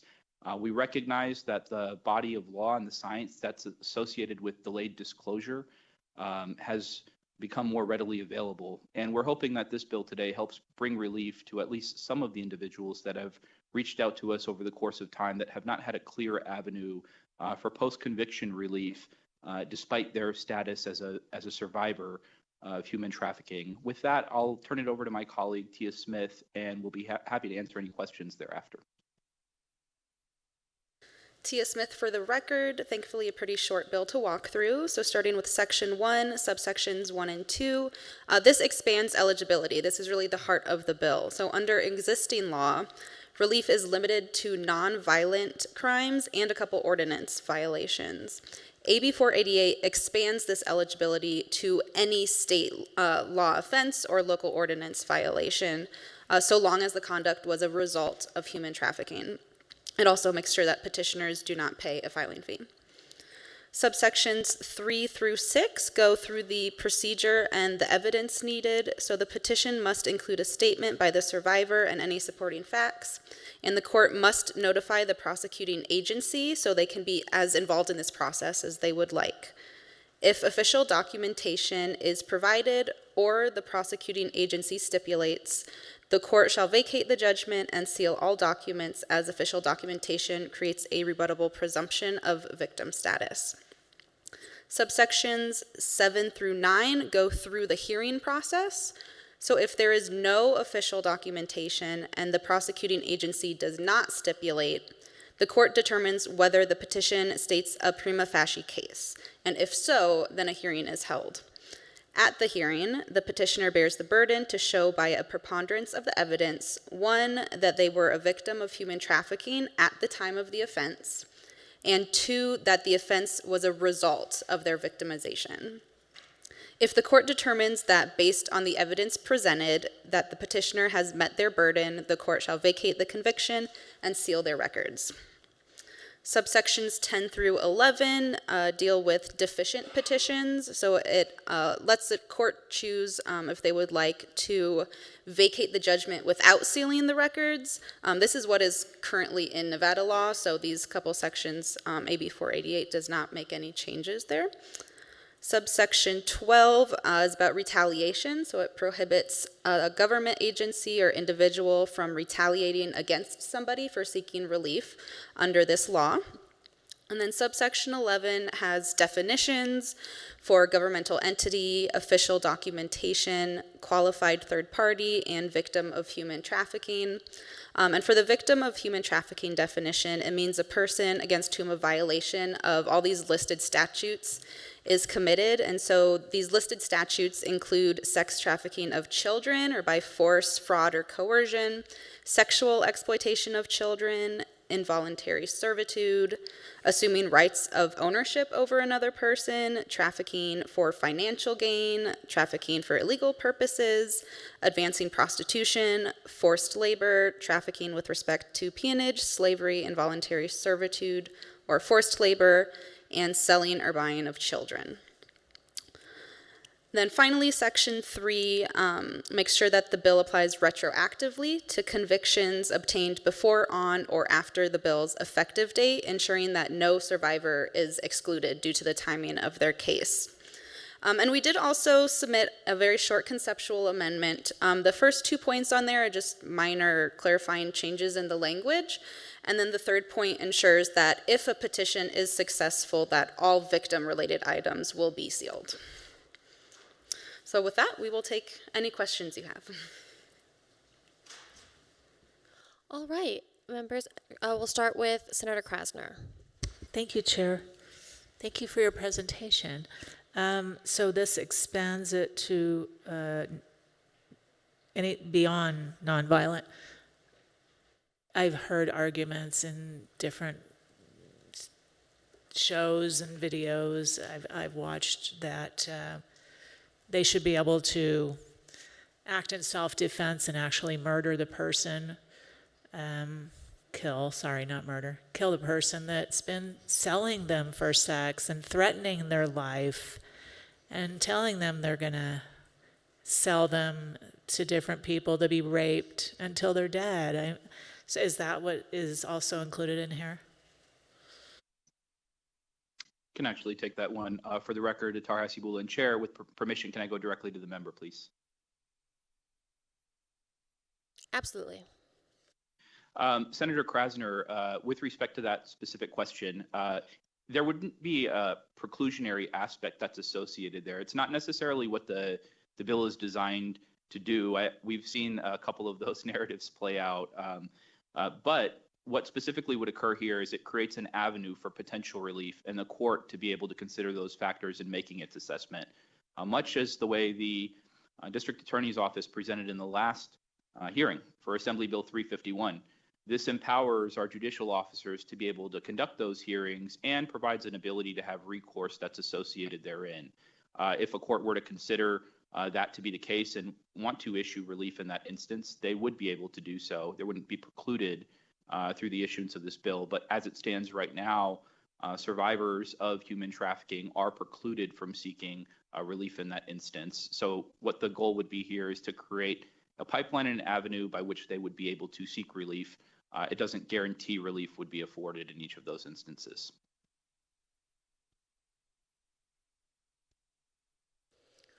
Other questions? All right. I don't see any other questions at this point. Thank you so much for your presentation and answering the questions that we did have. I will move to testimony now. We will start with testimony in person in support of AB 488. Doesn't look like anybody's coming forward in Las Vegas, so we'll go to Carson City first.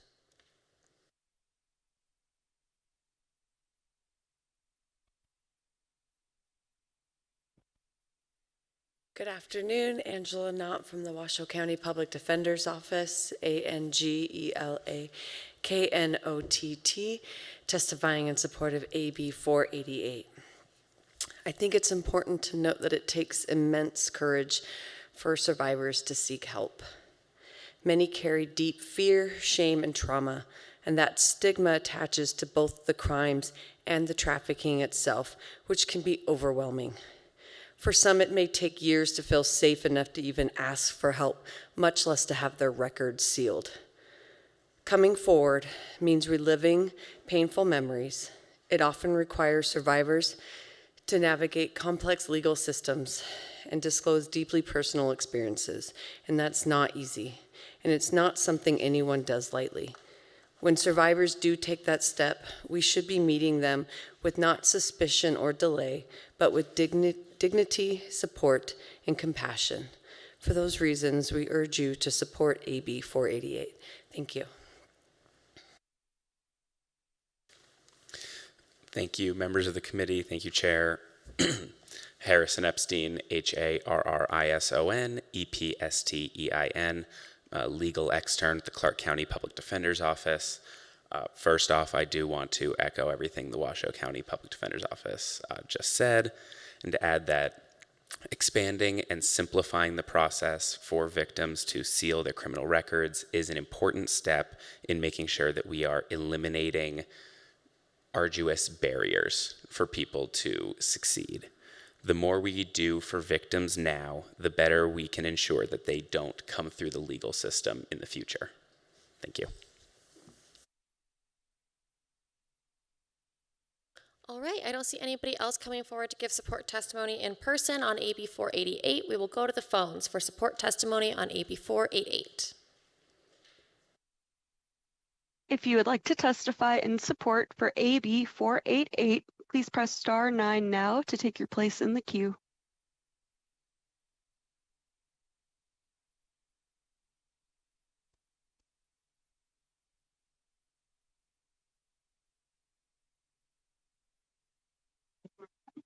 Thank you, Chair and members of the committee. My name is Shelby Swartz. I'm the Executive Director of Battleborn Progress here in strong support of AB 488. This bill is a lifeline for survivors of human trafficking who are criminalized for acts they were forced to commit under coercion and abuse. It also ensures due process with a rebuttal presumption for those with documentation, protects against retaliation, and applies retroactively to help more Nevadans rebuild their lives. This is a moral and practical step forward. Survivors deserve a real chance of healing, not a criminal record that keeps punishing them long after the trafficking ends. Please pass AB 488, and thank you so much to our friends at the ACLU of Nevada for bringing this forward.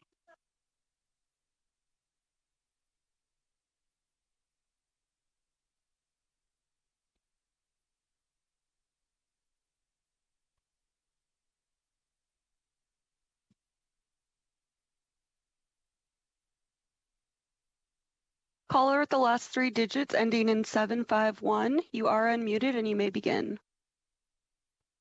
Thank you. Good afternoon. Ellie Rohani, ELLIEROOHANI, Legal Aid Center of Southern Nevada. I serve as Legal Aid Center's Human Trafficking Survivors' Rights Attorney, and since June of 2023, I have assisted more than 100 survivors of human trafficking with criminal vacatur petitions in Nevada courts. Based upon my work, I am testifying in support of AB 488 because it will allow us to assist some clients who have been verified by law enforcement as being victims of human trafficking that we had to turn away in the past.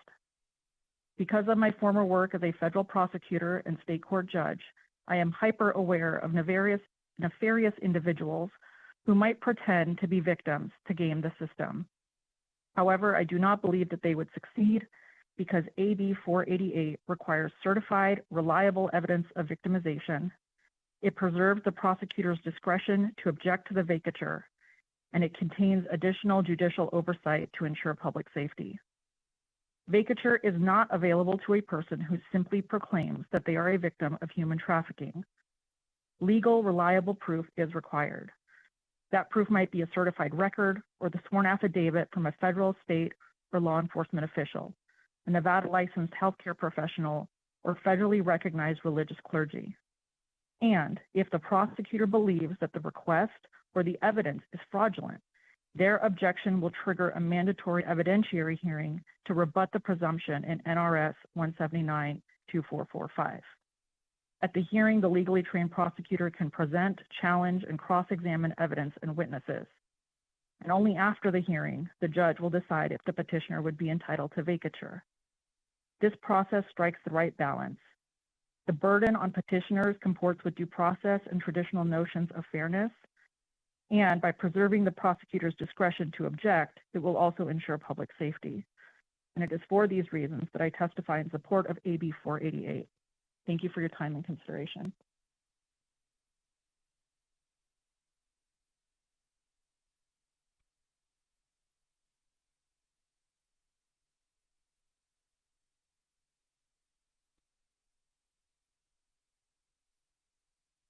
Hello, my name is Teresa Yancey Benson, and I'm calling to show my strong support for Assembly Bill 488, which allows survivors of human trafficking to petition the court to vacate and seal any convictions they acquired as a result of being trafficked.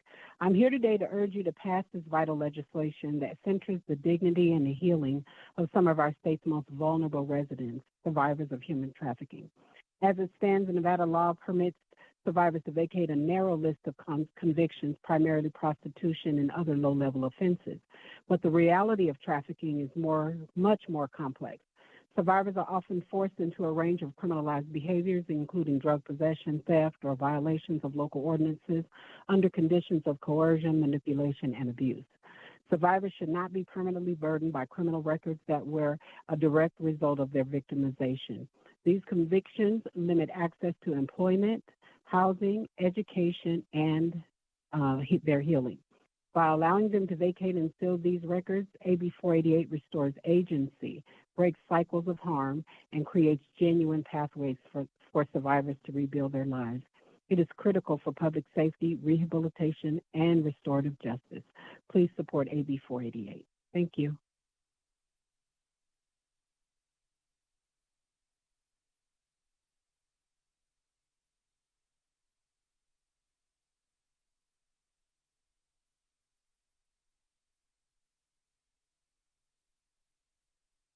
Good afternoon, Chair Scheibel and members of the committee. My name is Lauren Boitel, Lauren Boitel, on behalf of the Nevada Policy Council on Human Trafficking. We are in support of AB 488 because it aligns with our mission to improve anti-trafficking systems, support victims and survivors, and eliminate systemic barriers that prevent individuals from exiting the life of exploitation and achieving stability. Under existing law, victims of human trafficking may petition to vacate and seal convictions for a narrow set of offenses. AB 488 expands this relief to include any crime under state law in recognition of the fact that trafficking victims are frequently forced, defrauded, or coerced into committing a wide range of criminalized acts as a direct result of their exploitation. These convictions frequently follow survivors long after their exploitation ends, hindering their access to employment, housing, education, and even child custody. The ability to vacate and seal these records is essential for recovery and reintegration. It restores dignity, removes legal stigma, and supports their ability to live a safe, stable, and fulfilling life. We also commend the bill's retroactive application, its procedural improvements, and its incorporation of presumptions to avoid unnecessary hearings and re-traumatization. We thank the ACLU of Nevada for their leadership on this bill and for working with stakeholders on amendments to craft a survivor-centered, trauma-informed approach. We urge your support. Thank you.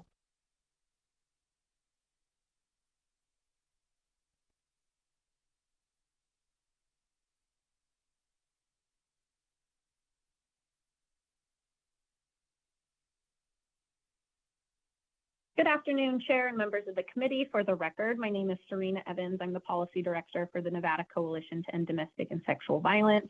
We're here today in strong support of AB 488 as it is a trauma-informed, victim-centered piece of legislation. This bill recognizes that survivors of human trafficking should not continue to bear the burden of criminal records for actions they were forced to commit under coercion and exploitation.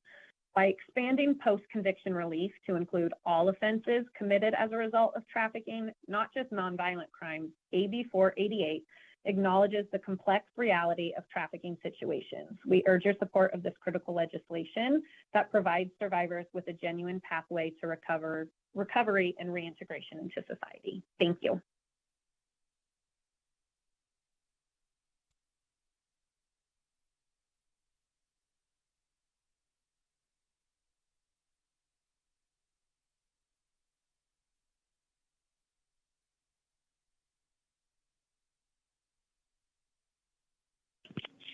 Hi, Chair and members of the committee. This is Katrin Ivanov, IVAN, Frank. I'm in strong support of that bill. It makes sense that people should not be punished for circumstances that they didn't have choice when they were put into. They already been punished by the fact that they went through all the involuntary terror that they had to go through. They don't need to be paying furthermore for something that was out of their control. And in any case, it's just the subject is very hard. So please vote yes and pass this bill so Nevada can feel more protected if they find themselves in such an unfortunate situation. Thank you and have a lovely day.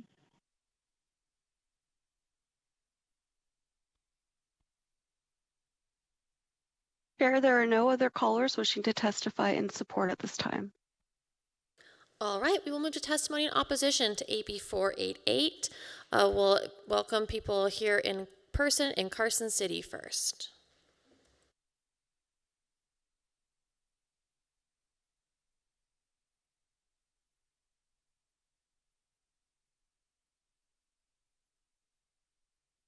Good afternoon, Chair Scheibel, Vice Chair Flores, and members of the committee. Jennifer Noble, on behalf of the Nevada District Attorneys Association, testifying in opposition to Assembly Bill 488.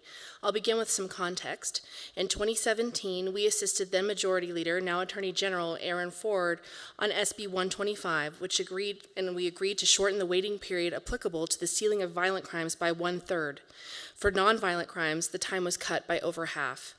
In 2021, the legislature passed AB 219, which provided that a person convicted of prostitution, solicitation for prostitution, or any nonviolent offense may petition to have their record sealed, regardless of the applicable waiting period, if their participation in the offense resulted from being a victim of human trafficking. But AB 488 expands the crimes eligible for this expedited sealing, placing no limitation on the waiting period, even when the offense is violent and not perpetrated on a pimp or a sex trafficker.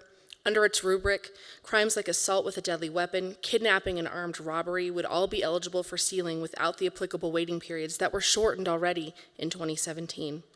Once a conviction is sealed, we cannot see it. It can't be seen by prosecutors, the courts, or law enforcement, or potential employers, including employers who run facilities or programs where the offender may have access to vulnerable populations.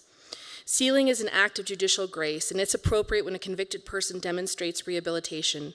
Critical to a judge's determination of that is an evaluation of whether or not the person has reoffended after the offense that they're seeking to seal. In this bill, the courts are directed to decide whether a prima facie case for sealing a violent offense has been established without input from prosecutors, and they may make that decision without reviewing a petitioner's criminal history and regardless of whatever other crimes have been subsequently committed. And for those reasons, the Nevada District Attorneys Association opposes this bill. Thank you. Thank you, Chair Scheibel, members of the Senate Judiciary Committee. My name is John Jones, here on behalf of the Clark County District Attorney's Office in opposition to AB 488. And I want to start off by saying that DAs across this state support the sealing of records when a person has turned their life around and been rehabilitated. And this is especially true when somebody has been the victim of sex trafficking. That is just good public policy. But by contrast, the changes made to our sealing statute by AB 488 are unclear. They take away judicial discretion, they're riddled with loopholes, and they are bad public policy. Thus, my office is in strong opposition. First, when you look at our general sealing statute, NRS 179245, there are some offenses that you cannot seal. Those are murder cases. Those are sex crimes. Those are DUIs and other similar cases. They cannot be sealed. But Section 1, Sub 1 of AB 488 says a person convicted of, quote, a crime under the laws of this state may petition the court to seal their records. So at worst, this bill would let someone convicted of murder, sex offenses, crimes against children to seal their records. At best, it's unclear. Further, Ms. Noble alluded, this bill allows someone who has not been rehabilitated to seal their records. Not been rehabilitated. DAs across this state have been consistent that only those people who have been rehabilitated should get the benefit of record sealing. Now, NRS 179245 specifies that there are qualifying periods of time in which a person must wait prior to sealing their records. And generally speaking, if a person keeps committing crimes during that qualifying period of time outlined in statute, then a judge will not seal their records. But in Section 1, Sub 5, AB 488 says that if a person files an official documentation, which we'll get to in a second, with their petition to seal, a court has to seal the record. The court does not have a discretion and may not consider their subsequent offenses. Contrary to what some of the people in support of this bill said, a DA cannot object in that situation. AB 488 does not allow it. If a human trafficking victim files official documentation with their petition to seal, the court has to seal it. It may not consider their subsequent criminal history, and it may not inquire if the person has actually been rehabilitated. There is no provision for the state to object. There is no provision for the judge to deny the petition. Further, the list of people who are able to provide official documentation is way too broad. It includes an array of people who may not be best situated to determine whether or not someone is a victim of human trafficking. For example, in Section 1, Sub 13C3, a board member of a sex trafficking organization may certify that somebody has been a victim. I myself have been a member of a board of directors for a nonprofit. That does not mean I am in the best position to speak about the subject matter of that nonprofit. Board members of an organization are picked for many reasons, including financial backgrounds. That does not mean they're a subject matter expert who we should listen to with respect to certifying whether or not somebody is a sex trafficking victim. Further, in Section 13, sub B2I, the qualified third party just has to sign an affidavit saying that the petitioner has sought assistance as a human trafficking victim. They don't have to qualify for the assistance. They don't have to be approved for the assistance. They just have to have sought the assistance. A board member under oath with no background in the sex trafficking field could legally sign an affidavit saying that I, John Jones, having never been a victim of sex trafficking, have in fact sought assistance from that victim's group. Again, I don't qualify for it, and I'm not a victim of sex trafficking. Yet that letter would entitle me to a presumption of sealing with no opportunity for the state to object, and the judge must grant it. The court would have no choice. We are opposed to AB 4088. With that, Chair, Ms. Noble and I both are here to answer any questions that the committee may have with respect to our opposition. It looks like we do have a question from Vice Chair Flores. Excuse me. Thank you for joining us today. I'm curious to know if, and I know we're at the eve of a deadline, but if I'm understanding your concerns, if we tighten up specifically who could certify this, an individual as a victim, that potentially you would have a different position, or that alone being corrected would still keep you in opposition? John Jones, on behalf of the Clark County District Attorney's Office, that is just one portion of our opposition. I have asserted that the list of people who can provide that official documentation is way too broad, but that is only a portion of our opposition to AB 488. Madam Chair, if I may follow up. And we know now in the NRS we have scenarios where we do allow for this very process to take place. Have you identified any issues in that process that we have in today? John Jones, on behalf of the Clark County District Attorney's Office, that is a loaded question, Senator Flores. Look, we know that our sealing process in this state is not perfect, but we are using the process that the legislature has provided us. One of the things that DAs have asked for session after session is putting money towards a better record system for criminal justice. In order for any meaningful criminal justice sealing reform to take place, we need a better records system. One of the reasons why it is so onerous is because we don't have a centralized database in this state to figure out what somebody's true criminal history is. So I understand that there are people who are passionate about record sealing. And as I said, DAs across the state also want people who have been rehabilitated to get their records sealed. But until we get a better system in terms of records, we are opposed to just layering on more bureaucracy, particularly of our departments and particularly of law enforcement, to accomplish that same goal. And then the only other question is, looking at the overarching policy, I understand the concern, and I think record sealing, everybody in this room, we would all stand in different corners on things we like and dislike because we're just not all on the same page. We're all on the same page in making it smoother.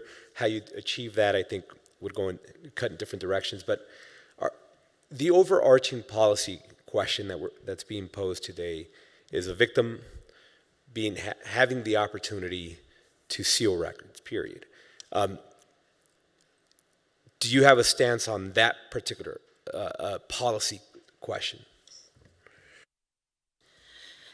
Jennifer Noble, on behalf of the Nevada District Attorneys Association, if it's all right, Senator, I'll take a stab at that. I think our concern is that there needs to be some sort of nexus between the person's status as a sex trafficking victim, and that needs to be a bona fide status, it needs to be reliably established, and the criminal behavior at issue. Because certainly there could be offenses that a person might commit, and there's a connection there, but there could be other offenses that they commit and there isn't a connection. So from our perspective at the DA's Association, we want to make sure that it's a bona fide victim, and we want to make sure that there's an actual nexus between the criminal conduct and their status as a trafficking victim. And thank you, Madam Chair. All right, any other questions? Not seeing any. Thank you again for answering questions during the testimony portion of the bill hearing. I don't see anybody else coming forward to give in-person opposition testimony on AB 488, so we will go to the phones for opposition on AB 488. Thank you. If you would like to offer opposition testimony for AB 488, please press star 9 to take your place in the queue.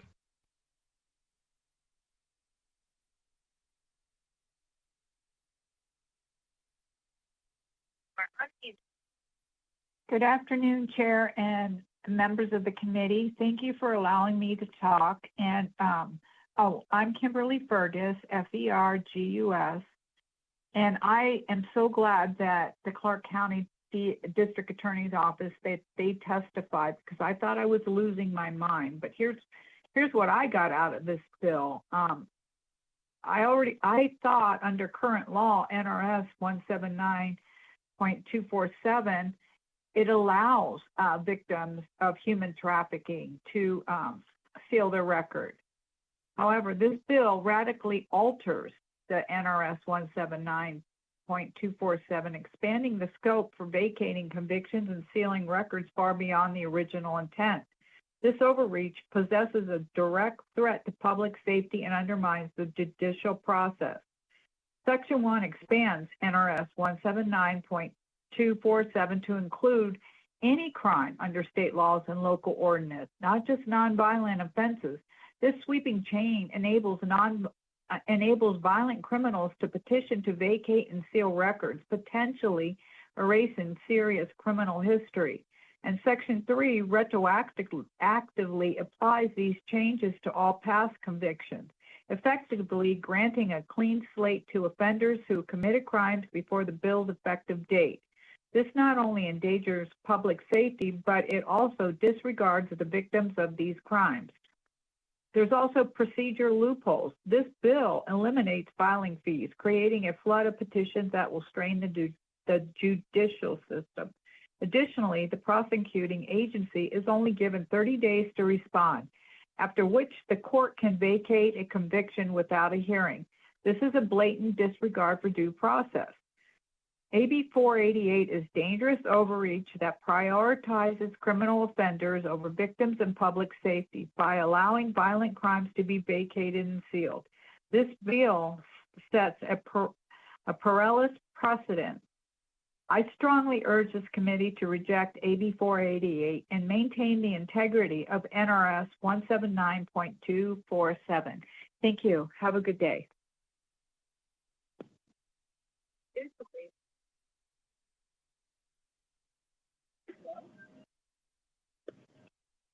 Hi, this is Katrin Ivanov, Ivanoff. After listening to the gentleman testifying for the bad part of the bill, I love the intent of the bill. I would love for you guys to bring something that doesn't leave all these loopholes for people that don't qualify. And also, it shouldn't be mandatory by the judge to do things. I'm sorry, Shouldn't be some evidence presented. And excuse me, I think you already testified on this bill, correct? Yeah, that's what I wanted to correct the record. If you can move my testimony for opposition. Okay, we'll reflect that your testimony is in opposition. Hearing. All right. Thank you. Thank you. Next caller, please. There were a lot of loopholes. Thank you.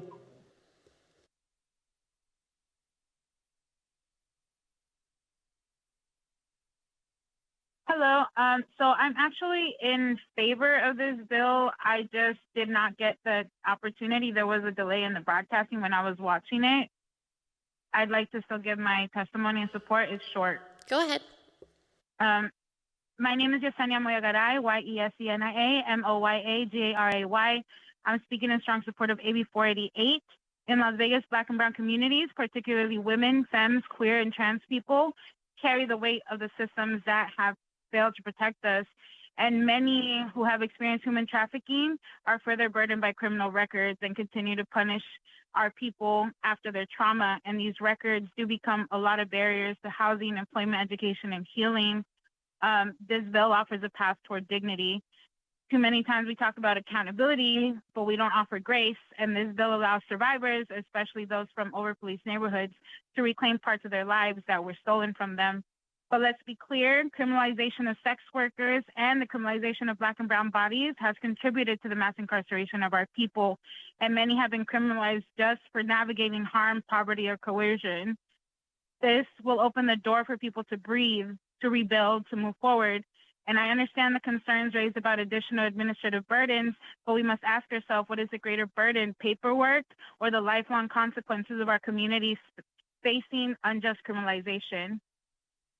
If we truly believe in justice, then we need to build infrastructure that centers healing and dignity, and that is worth the effort. Bureaucracy should never be an excuse to deny somebody their right to freedom. And in a city built on entertainment and illusion, our justice system cannot turn a blind eye to those who are most impacted. Please support AB 488 and let's show our people that redemption is not just possible, but it's policy. There are no further callers to provide opposition testimony at this time. All right, then we'll move to neutral testimony. Anybody testifying neutral on AB 488 is invited forward now, but I don't see anybody coming forward in person. So we'll go to the phones for neutral testimony on AB 488. Thank you. If you would like to offer neutral testimony for AB 488, please press star 9 to take your place in the queue.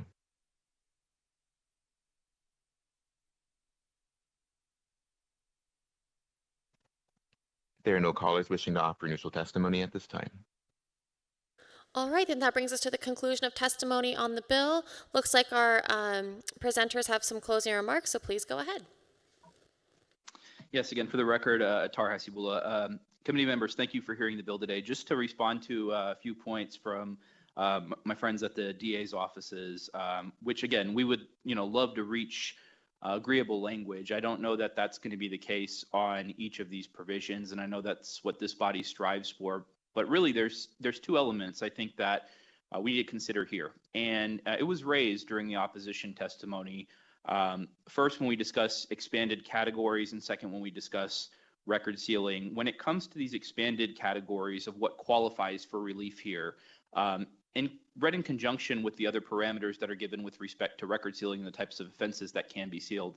The distinction here isn't the type of crime that occurs, it's the status of the victim that's involved, who's either forced to act or acting under duress because of their status as a survivor of human trafficking.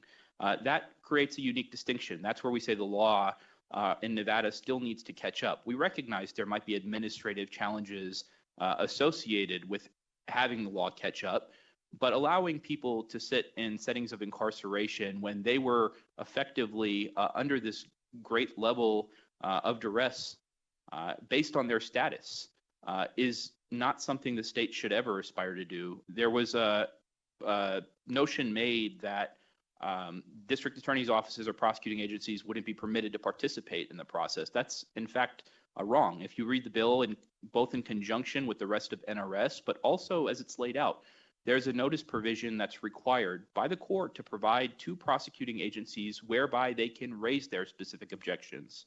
Moreover, something I'd point to directly, if we're concerned about the impact on safety and the public, Marcy's Law, Article 1, Section 8A, subsection G of the Nevada Constitution now requires that each person who's the victim of a crime is entitled to a reasonable notice of all post-conviction release proceedings and to be present at all such proceedings. So our belief would be not only that the district attorney's office, if they had an objection, would share that, but that they would notify if there was another individual who was involved in the incident that underlies this particular post-conviction relief application, that they would notify that individual. That person would be able to be heard as well. So it actually takes into account all of these. One of the individuals mentioned as well that this would effectively create a clean slate for victims of human trafficking.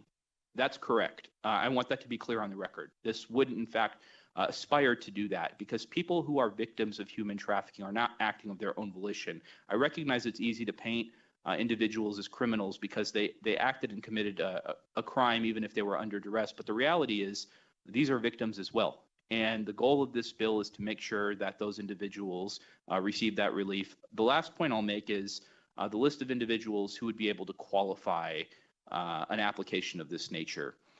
So I heard a board member of of an agency or service that's providing human trafficking survivor support as potentially being an issue.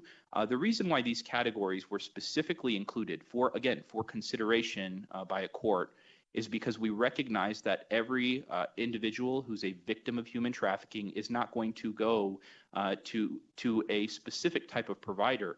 The nature of disclosing what's actually happened in many of these instances is inherently dangerous and traumatic. This strikes the right balance for that specific reason by allowing that. And I can say that as somebody who also sits on a number of boards.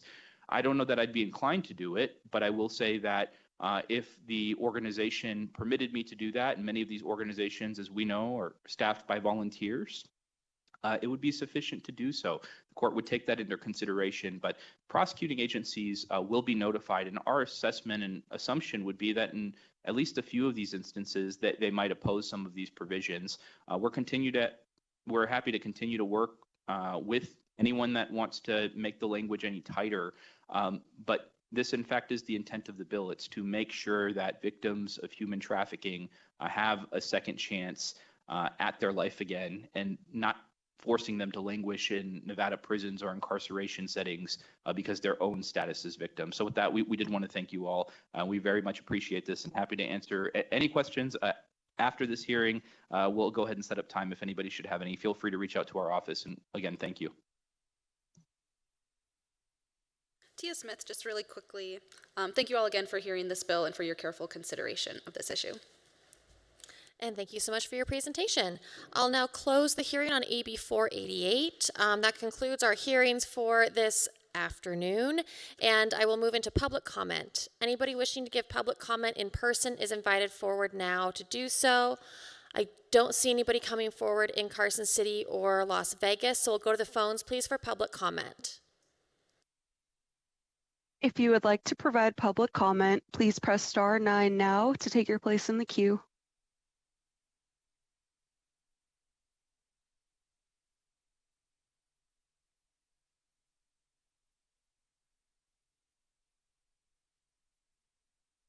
Hi, this is Catherine Ivanov, IVANO Frank. I just wanted to say thank you for the chair, members of the committee, and the people that help all this hearing go smoothly, the people that help with the phones, all the presenters, all the people that testified. It was a doozy today. It was a mixed bag. Good views, bad views. Loved it. Thank you for the hard work. Have a lovely day.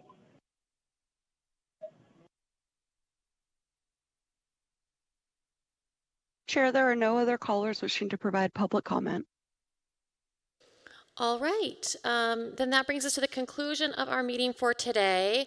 Much like today, on tomorrow and on Thursday, we are going to try to meet earlier than usual in order to allow other committees to get to their business as well. Tomorrow, we are looking at probably about an 11 a.m. start time, but like today, our fantastic committee manager will email everybody who's on our distribution list with an update when we have one, and we look forward to seeing you all again tomorrow. Until then, we are adjourned.